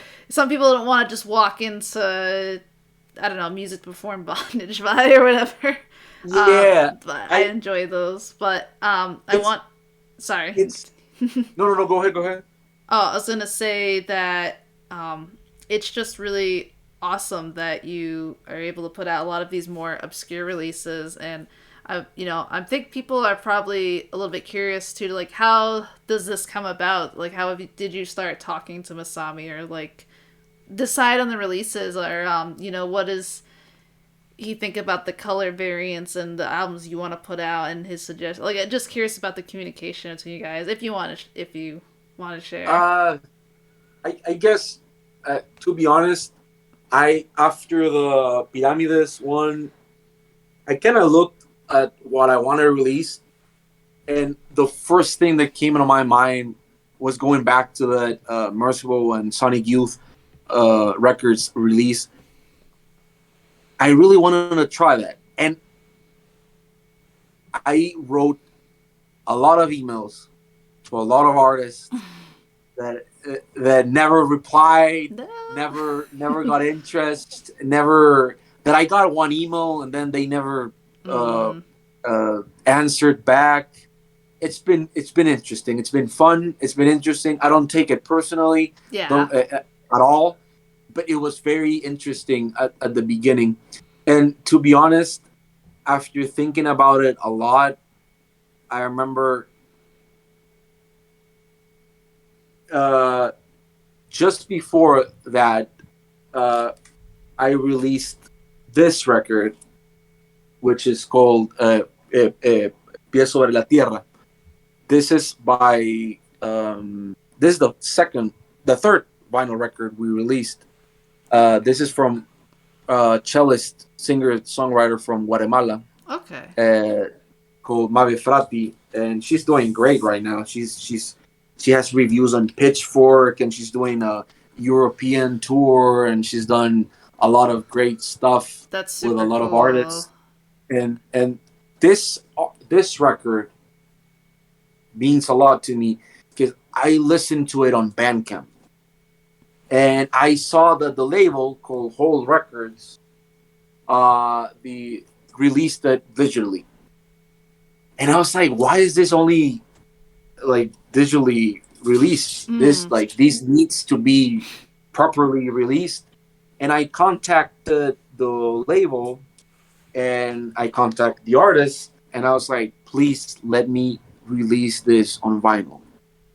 And that was that's that was her first vinyl record. Oh We also wow. did a cassette of like spoken word poetry from uh, poets from Latin America with Ooh, music on that's Alvarez. cool. Yeah, and then because she didn't want to have the same record on tape, which we are doing for next year as a Nice. reissue, because those sold out almost immediately. We did 200 of those, Very and cool. then she has a label in the UK that helps her out. Uh, Hope on Hurt, if I'm not mistaken, and Teen Angel. Those are Mm. the name of the labels. So she's also pressed like over there. So anyone wants to check her out, we're gonna have a vinyl reissue next year with different artwork on the back. Oh, super. But the reason I'm rambling about all this is because that was the first release that was it had already been out for like almost a year at that point, or almost a year. Yeah. And I really wanted to have that record on vinyl. And when we did, it opened questioning in my mind to what I wanted to release next. And because I love that it was like actual artwork. That's This is from beautiful. I think this is shots from Guatemala. Oh, Um, that's great. I uh, was gonna ask that if they're from Guatemala. That's great. yeah, and um, Mave's sister did the artwork of the actual. This is beautiful. Look at it. It's Yeah, like all that's like green. so nice and And this is cello, ambient noise, uh, ethereal vocals. It has the lyrics on the back. You can read them. You can. There's a lot of hidden stuff. There's links to like poetry. There's a lot of stuff, and that's the first record that I did as a reissue. yeah, and then And one one of the first things that came to mind was I wanted to work with an artist from Veracruz. Her name is Concepcion Huerta, which we have on 2 tapes up till now, and I'm hoping to do a vinyl release um, next year. And it got me thinking, you know what? Now I have like 3 or 4 noise ambient releases, and this is the music that I listen to most of the mm, like 85% of the time. So why am I not releasing this? You know, yeah. and it started very local, and it started growing, right? But I thought, you know what? What's my favorite artist, and who is the best out there? Let me try. So I sent Masami an email. I had to search his like contact, and I sent him an email, and I stated what I wanted, and he really liked what I had on in my mind, and Nice. little by little we started talking, and little by little I started planning out. It was a very long conversation of what to release. I think I put like 4 or 5 releases that I wanted. Hmm.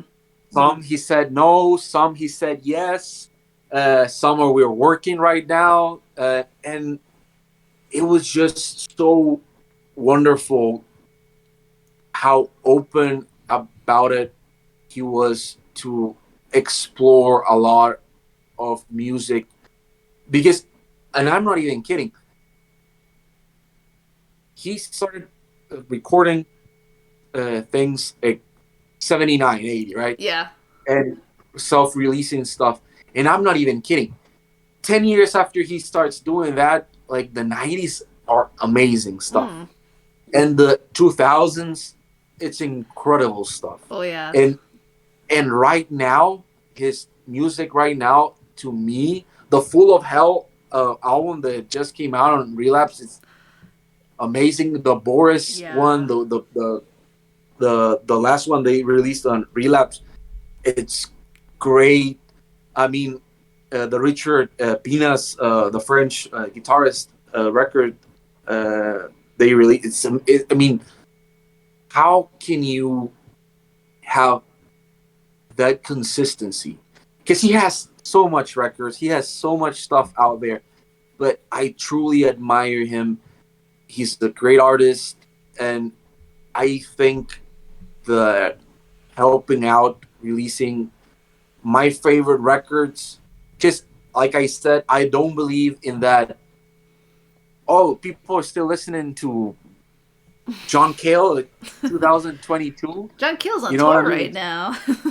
Yeah, yeah, yeah. I love that his photos on Instagram are mostly like shots on stage. It's not like a pretty like professional like angled photo. It's just like the band playing on stage, you know and who's it's pretty good. you know who's helping of art direction do tour is uh Abigail, the sister of the lead singer of Animal Collective. Oh, really? Yeah, she does all the art and stuff and visuals for their tour, and now Oh, she's wow. I helping didn't with know. John Cale. Yeah, so I've been following Oh, her. wow. I've been following the tour from her perspective and photos. It's been great. She's a Oh, that's great. totally incredible visual artist. She needs so much more recognition, and then of course John Cale is incredible, and Merzbow is incredible. I totally agree. And then people kind of think like noise, they think Merzbow, but they might think like everything just sounds like, I don't know, like pulse demon or harsh noise or whatever. And he has such a range. He's someone who knows what he wants, how he's gonna do it. He's just gonna do what he wants. He has his passions, his ideals, and he has a wide variety of sounds. And like you listen to something like Noise Bloom, and then you listen to like Oh, Merzbow, and then like it's totally yeah, yeah. different worlds, and it's incredible. And it's great that he just opened up to you and like wants to talk to you. And I think you're such a respectable label, and I think one of the big things too is like you appreciate this whole idea that like all these artists you've signed are either like super DIY or they've already established like they don't technically, like they don't need you or need a label to put this Yeah, out. yeah. They could do it. And I mean not to say it like that, but like they don't need you, but No, no, no, but no, they but I'm want 100% believing. they want you to, or they let you have this privilege to, and you are putting your own life and your own imprint on it, like the Dead Wax. Like that was really beautiful to put a poem that meant so much to you. Like not everyone has that just incredible like moment in their life and privilege to connect the two worlds together like that. Like you have this Japanese noise artist who's been around since the 70s, and you're someone out here in a small country, In and Mexico. you're imprinting In Mexico. your life and what you love on this Japanese man's records, and two worlds come together, and he likes that and wants it and allows that. And it's just like I don't know, it's just a really incredible thing about labels and music, and like music bring each other together. Like I, it truly is. it's very important, I think, for anyone that has ever wished to have a label to always remember that the love that you put on your releases has to be extremely, extremely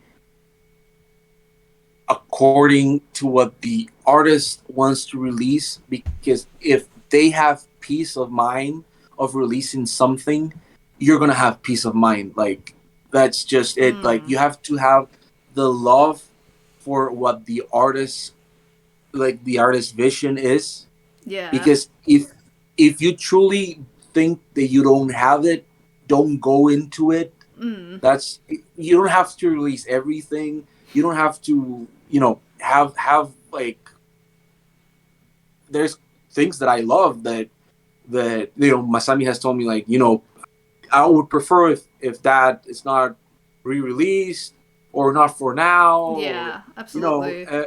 and you have to accept the things that the artist gives you, because it doesn't matter if it's someone well known. It doesn't matter if it's someone that just started out. Mm-hmm. You have to treat all artists with love and respect for what they do, because they are not making the art for you. No. They're not making the art for anyone else, and we are lucky to have it out there. And Absolutely. I think that the more you understand that, the purest your release, it's gonna be like more transparent in terms of it's not a filter. It's just literally just like the artist Their and the vision. fans. Yeah, it has to be like there. You're lucky to be in the middle, but you can't control it. You must not control it. Yes. You can give feedback, I guess, but it's not. Because to be honest, for five, let me count them.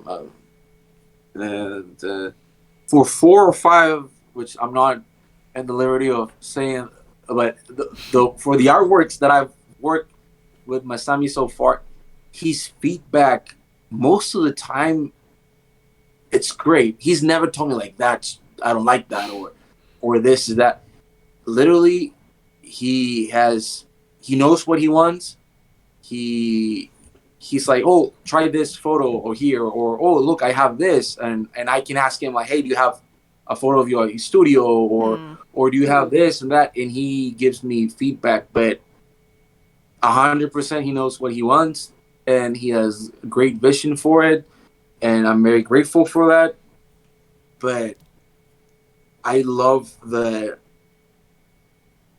you know even for, there's gonna be a, I'm not just gonna do reissues for him. Actually, gonna do a new record Oh wow. next year. It's a double album, and I actually did the artwork for it, Oh the wow. cover and all that. And I sent him, and he liked it a lot. He was like, "Oh, what is this? What is that?" That's And great. we play with different things for the uh, artwork on the back, and I think it will come out great.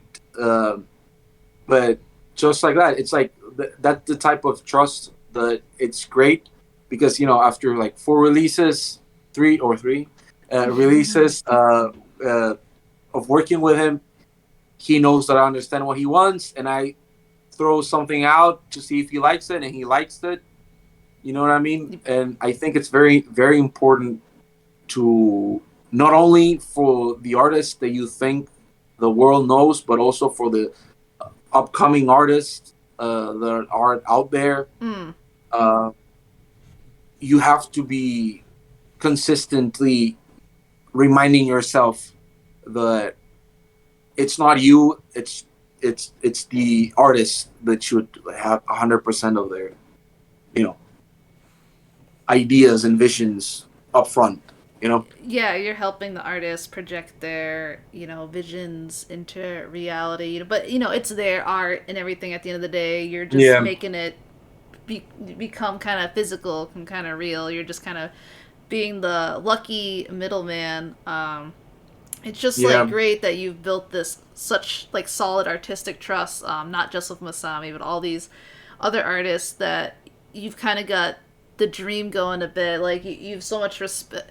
you have such a respectable label because it's like all albums and artists that mean something to you, and because of that, and you respect them and their music, and it's so personal, you've kind of that passion is kind of formed into like all these releases from your label being like very intimate versions of like these releases. Like you got like you guys between you and the artist working together on these very unique special releases of certain albums, you know, Yeah, special the time, and then small stuff. especially like Merzbow, it's like his copy, their art, and then like this other band's release where it's like, you know, them doing something for 72 Yeah, hours with powerful emotion that means a lot to them, and releasing as a tape for, you know, on their but tour and stuff. That's it's more than just like a regular release, like your label putting out something for a band making money. These are like very special, you know, intimate physical like manifestations of these people's like art. Like it's totally unique take, and the fact that you've done it for like already established albums of like, you know, reissues and stuff, not to say that of course it's good that you're doing like new stuff and releasing that too, that's cool too, but to be able to do that for older releases too, or stuff that's already happened in a new kind of way and vision, like I said, in a more personal intimate way, is so yeah, like I very interesting and unique, and kind of gives that spiritual touch that's important to music that I think the commodification has kind of made yeah, it's music very turn to important. content and lose. I forgot to show you in the uh, Mave Frati one, but it also has another thing here. The poem in the dead wax. Yeah, yeah, yeah. That's It so says cool. it's from Roque Dalton. It says "Hace frío sin ti, pero se vive." It means it's cold without you, but it's manageable. I guess that's the translation. But I also wanted to add, there's a lot of artists that I've worked with that actually do want 100% of their release to be limited. Hmm. It's not something that it's always my idea. Yeah. I wanna say that because it's people are gonna say like, oh, but Masami has like releases that they've done like thousands of.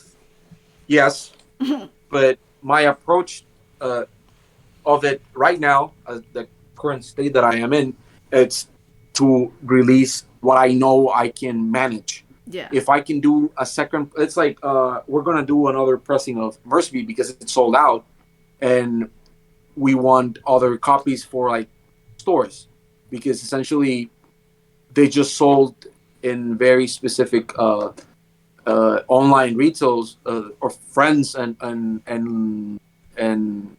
people that I've started to work with, like Sound in Europe, and Norman Records in the UK, Little Cloud Records in the US.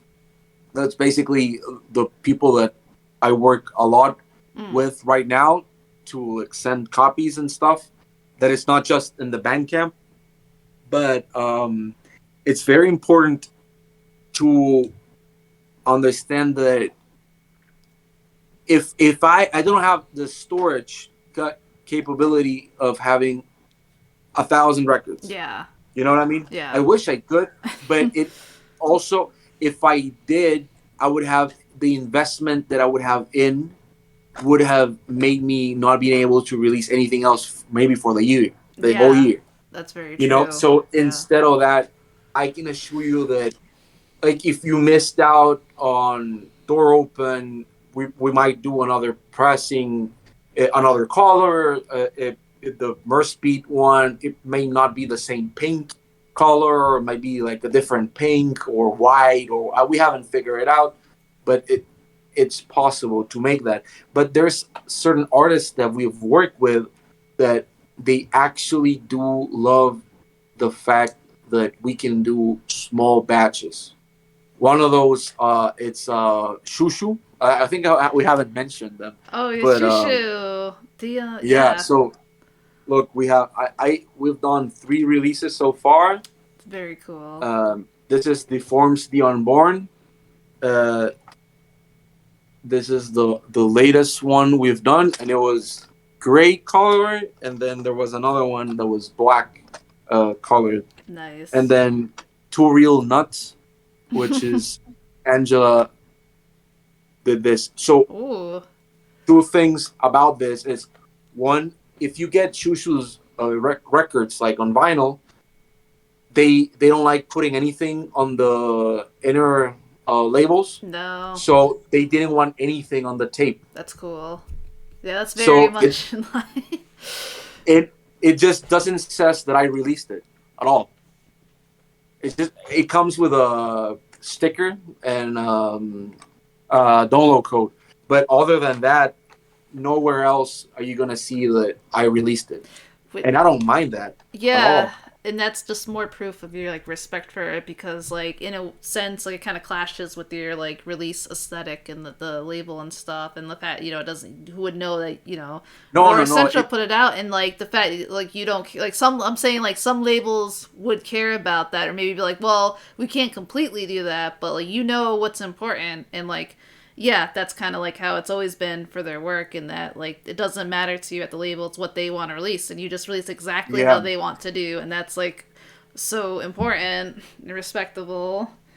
I've had bands that at the beginning of it, I asked, hey, can you put the name of the not as it was never like it's never been like you have to, right? Yeah, yeah, Uh, but it's like this is a noise band from Sonora. They're two guys that cool. make incredible e noise, así e boys doing noise. They're called Necromorpho, and nowhere in the tape does it says that I released it. Also, I think I've heard of this them. is this is a great.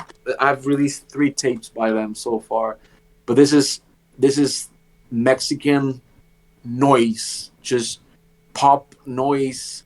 They borrow from a lot of stuff they've done, and this is the main singer's solo thing Super cool. release. This is like best stuff because he's very well known in the underground here. Nice. It's Royan Billy, and this is I actually have one tape, one copy of this because we Mm. did like 50 of these. But extremely interesting concept just to have like That's, it doesn't matter if people know that I released it. At the end of the day, it'll be in Discogs that I did. So to me, yeah, it's not like I have to prove something. It it just it that doesn't it's not even on this one. It actually has another label's name on it.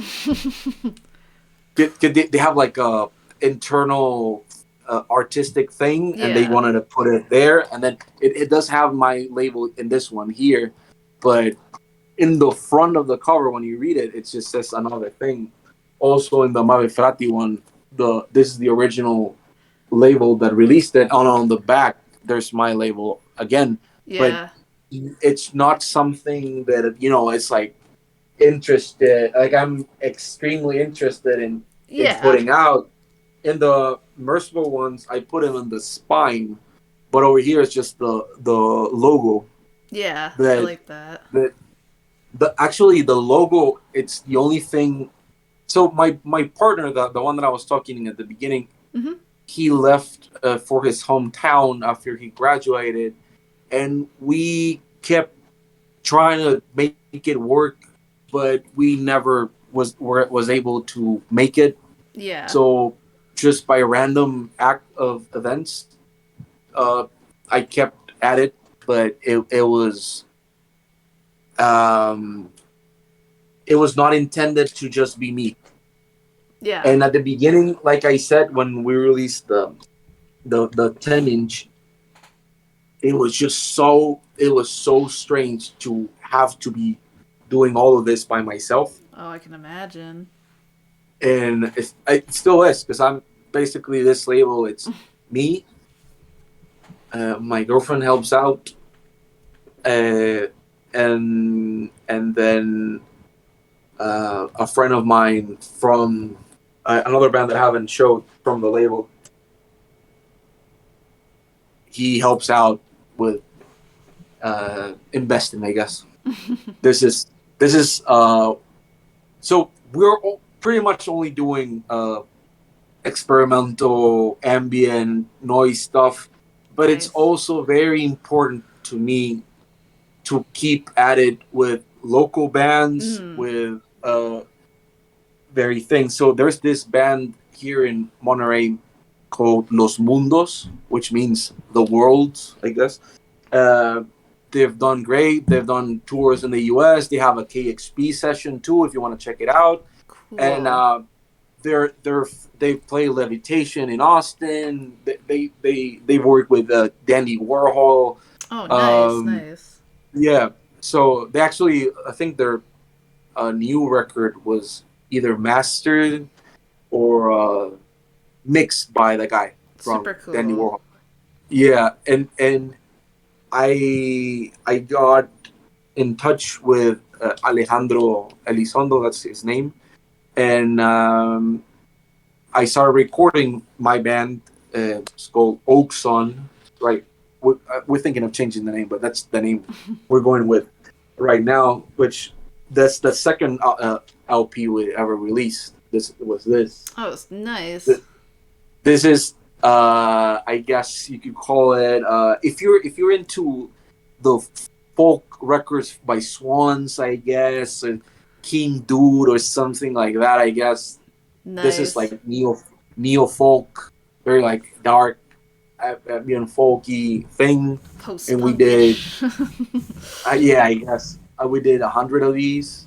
I only have like 4 or 5 of these left, and but we started recording uh, right before the pandemic, and we we've actually recorded I think 20 songs, and we're mixing them right now, and we're gonna Nice. choose from that and release something hopefully next year.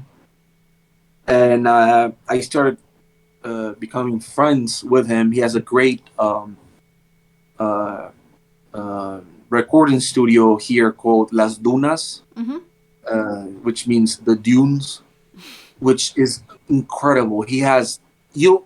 It's so great. You go there. It's not a big place, but you don't have to bring anything. He has the most beautiful guitars, the best pedals, the best equipment you can ever need, and he's such a great guy. And it's so fun to just go there and I was like, oh look, this 12-string box like guitar, Nice. vintage gear, and he has um like the big echo effect that Wata from Boris uses Oh, on stage. Yeah, he has a lot of stuff that he's accumulated across the years, and he's a great guy. And he has this band called Los Mundos, and I originally approached him to record, and then we became friends, and we released. This is their debut album This came out a few months ago actually, and is almost sold out. We still have some copies. I, I will have to clarify that there's a lot of records that I'm showing that are very that you can't even buy anymore because they sold out. mm. I mean, I'm thankful for that, but it also becomes a little problem itself because it's like you can't tell people like go and get it, right?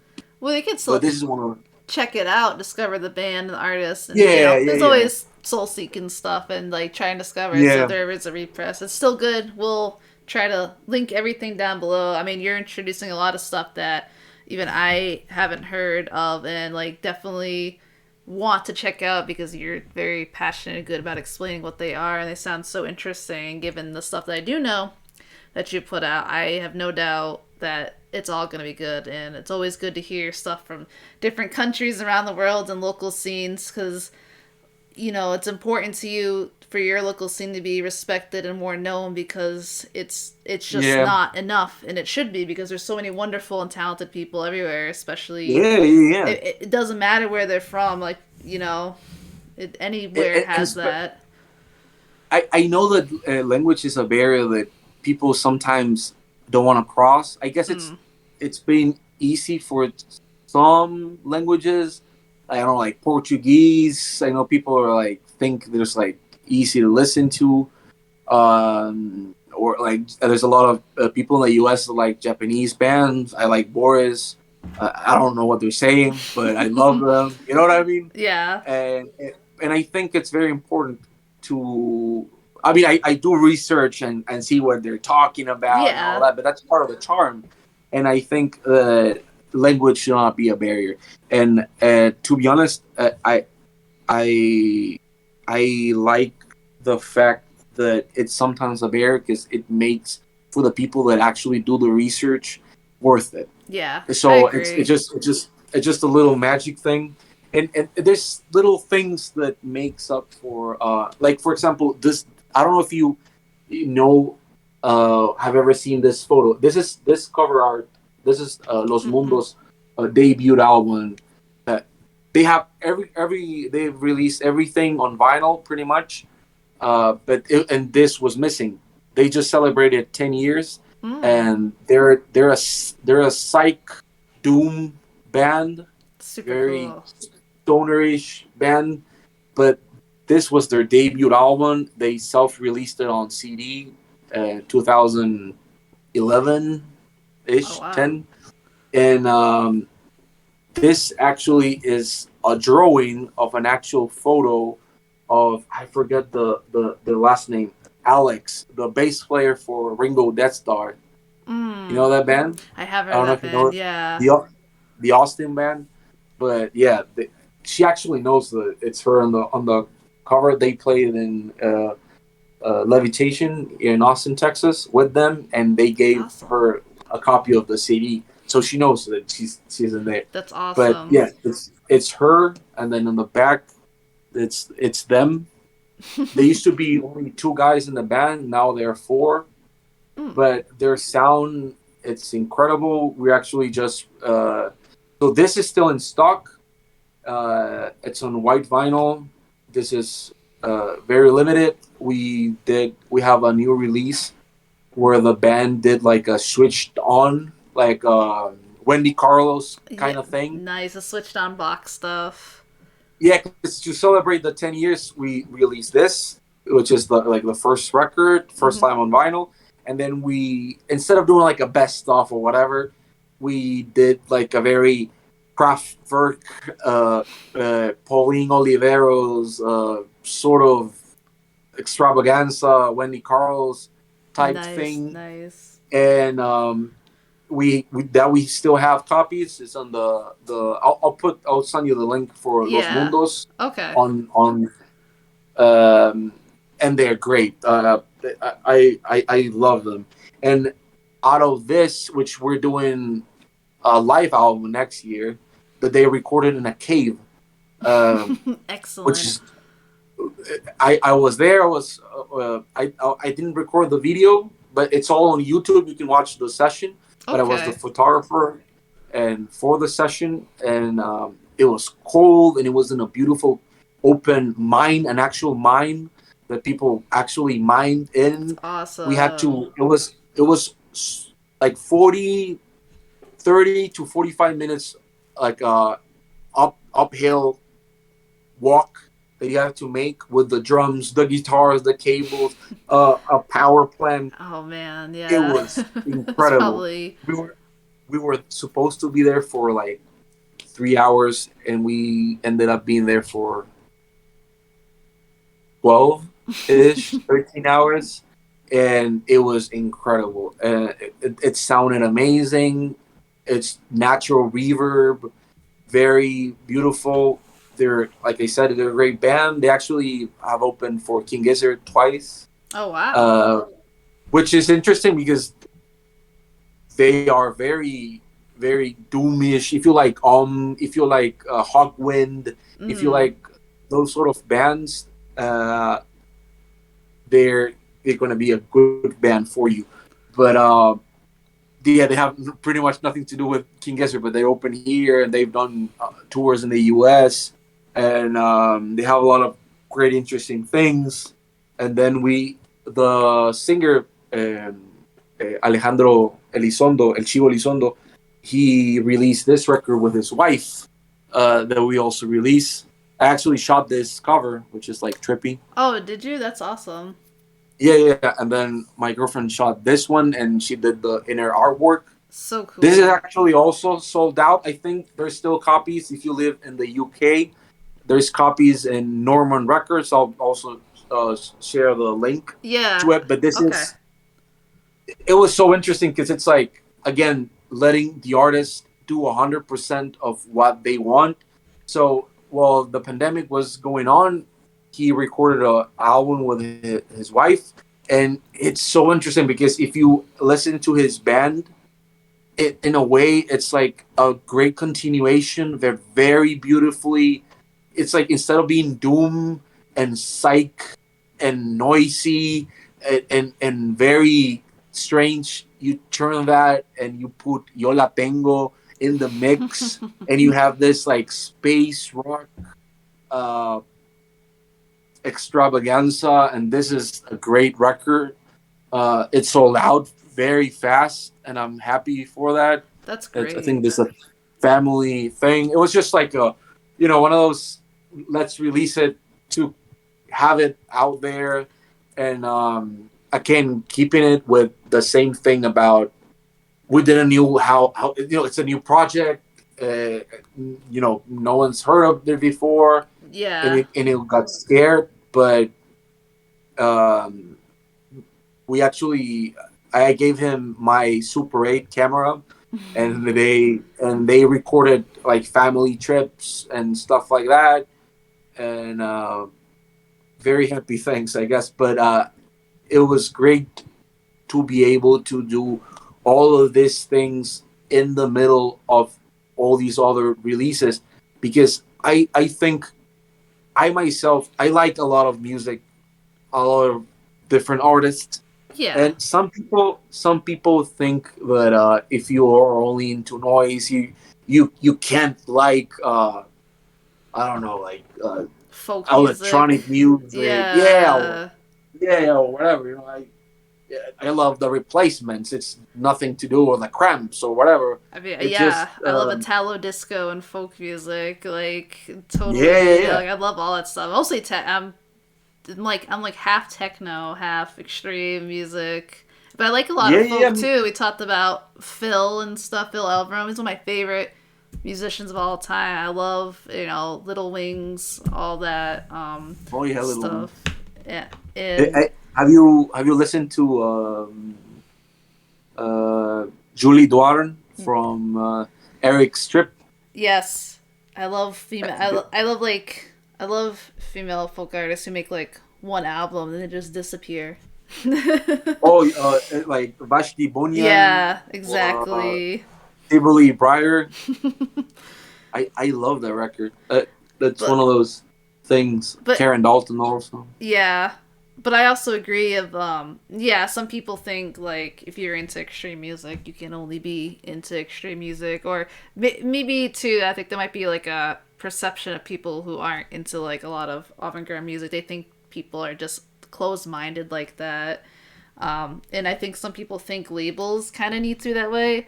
Like I do enjoy labels that do kind of like go in direction like this kind of the same idea or concept of like records, but they don't have to. I think the most important thing is like the cohesion is like the person putting it out is curating. Like labels are curations, and I think you're curating stuff that is meaningful to you. And I think if people like the records that are on it and can respect like what you like and understand about music, what makes it good, then they'll like Mm. the other stuff because they understand it. And that's I think like, that what being a label is all about. And I Yeah, get that. I think you're doing a really great job with that. And this has I been. Sorry, you can go on. no no no no no, no, don't worry. No. I was I gonna just trying to add.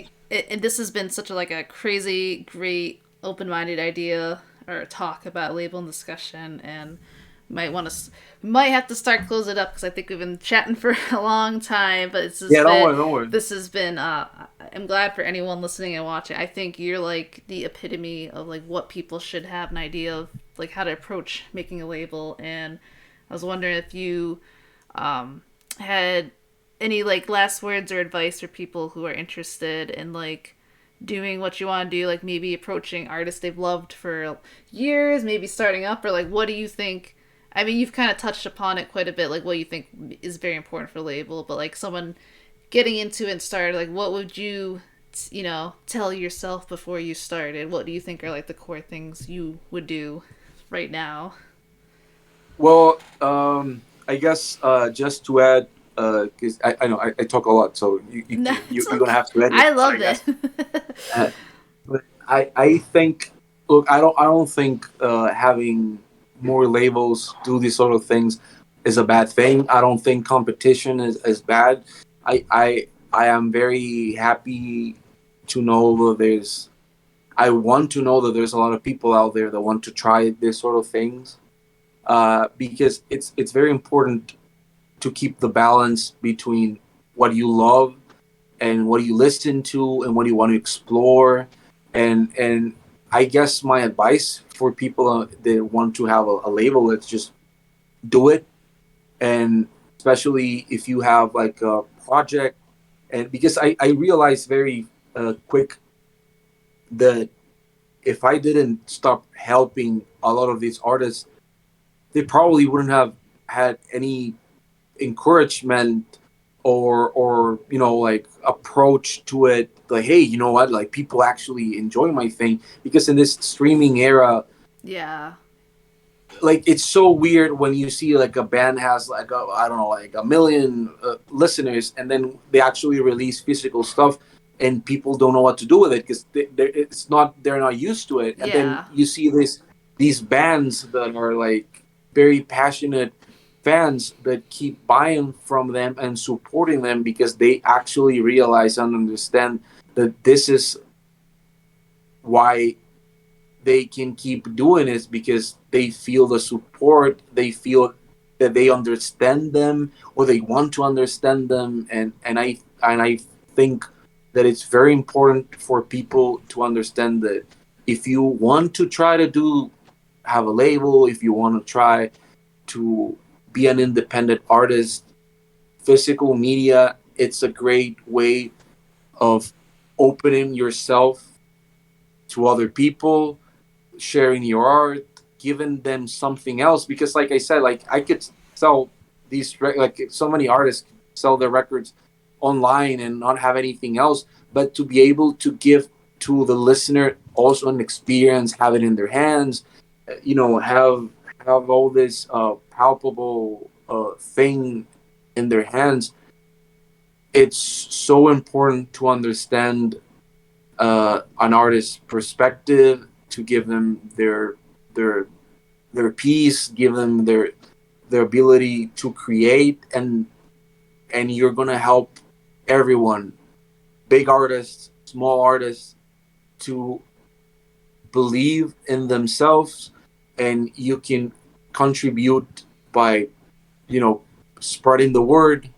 And it's not about you, but you're a key fact to helping it out. So if you see artists that you love that haven't had the love or the recognition, and you feel that you can help out, by all means, believe me, it's worth it.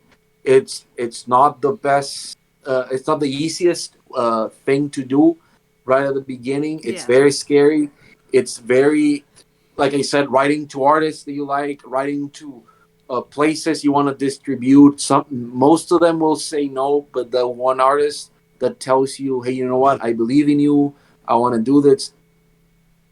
You can build up from that, and do what you want in a way that makes sense for you, makes sense for the artist. You can support your scene, you can support the music you like, and it just becomes, to me at least, it gives me a lot of peace knowing that people are enjoying that the artist can enjoy it, and at the end of the day, that I can come home after shipping records and all day, and I can put on this record that I love, that I've always wanted to put on a turntable, and just spin it, and and know that I had a little bit out of do that. Maybe that's a little ego thing, but it's great to know that it has not a second life, but it just expanded more. The waves of Yes. that ocean just kept expanding,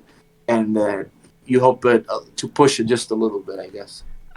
Yeah, I think wow, that was beautifully put. I think you have the most just like I think that's just like the most pure, like genuine and like I don't know, loving thing to say about a label and music, because that is what it's supposed to be about. And I think you're demonstrating what's so important about being a good label and having communication with the artists. And just, yeah, and you've had a hand in help bringing more of this experience to the world, these interesting additions, just coming home and listening to a record that you helped put it like into the world. That's like so great, helping art. And and you're helping artists you love bring their art to other people. And that, just being able to like help someone you enjoy listening to, another artist, like being a fellow artist, helping another, just helping another human being in general. That's just, especially now of all times, that's just what it's about. It's crazy. It's great. Yeah. I just, thank you for showing up here, chatting, having this incredible discussion. Oh, thank you. This credible Thank insight. you for... I wish I could have. I just like listening to you talk and stuff. Just letting you have the fields, and I feel bad just because you're like, oh yeah, good, awesome. Just like saying one word things. But Yeah, I was so sorry for talking. No. That's great. I wanted you. That was beautiful. You have such a way before. I was just very enthralled by all the music stuff. We have so many links for you guys. Just enthralling, great. Yeah, a lot of links. This is homework, I guess. Genuinely someone who loves their music, is passionate about it, and I'm glad you found these artists and helped them out. And I really think your label has such a big future. I think we're going to see some really awesome stuff and awesome artists for you. I really feel that. I think so. I think you have what it takes, and I think artists will see that.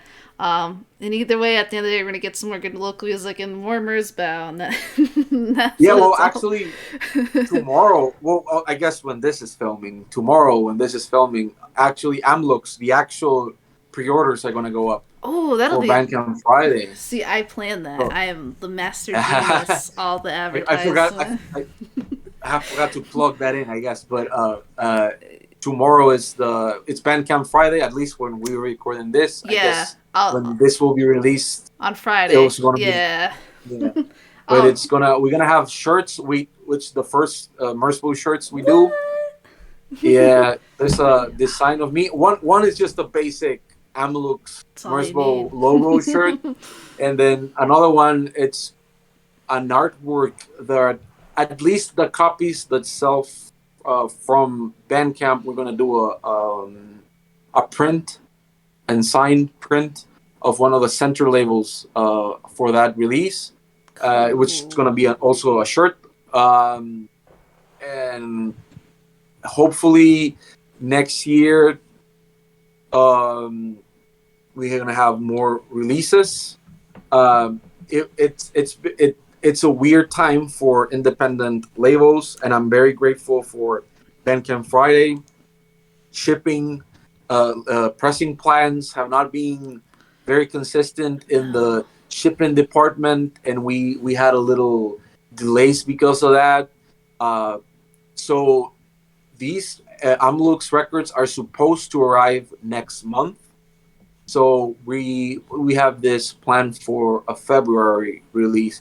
But of course, if we get them before, we're going to start shipping in before. But unfortunately, for the Merzbeat release, they set like, oh, it's going to be like in 3 months. And it ended up being like 2 more months. So we waited at the closest we could for getting the records. So there's no more delays. So that's coming out tomorrow. Nice. And if anyone is interested, it's gonna be there. Shirts. We're gonna have tapes too because they sold out. Awesome. And hopefully, I'll if you ever want to do like another interview or whatever, I can. When another release coming out or whatever, we'll do follow-ups. Well, the ballad of Aurora Central is not over yet. We'll do this, but again, because I didn't show all the tapes. You know? I know it could go on. No, I'm kidding. But I'm kidding. Awesome. Yeah, thank you so much for showing up, Jose. Thank you for the incredible words. I think you will be helping out a lot of people, I think, with good advice. This is actually my first actual interview because I think I did a radio one too, so it's pretty interesting. So yes, thank you. 7 people watch this will appreciate it. Awesome. Better. All right. Well, All right. I will end that. But yeah, thank you so much, everyone. Bye bye.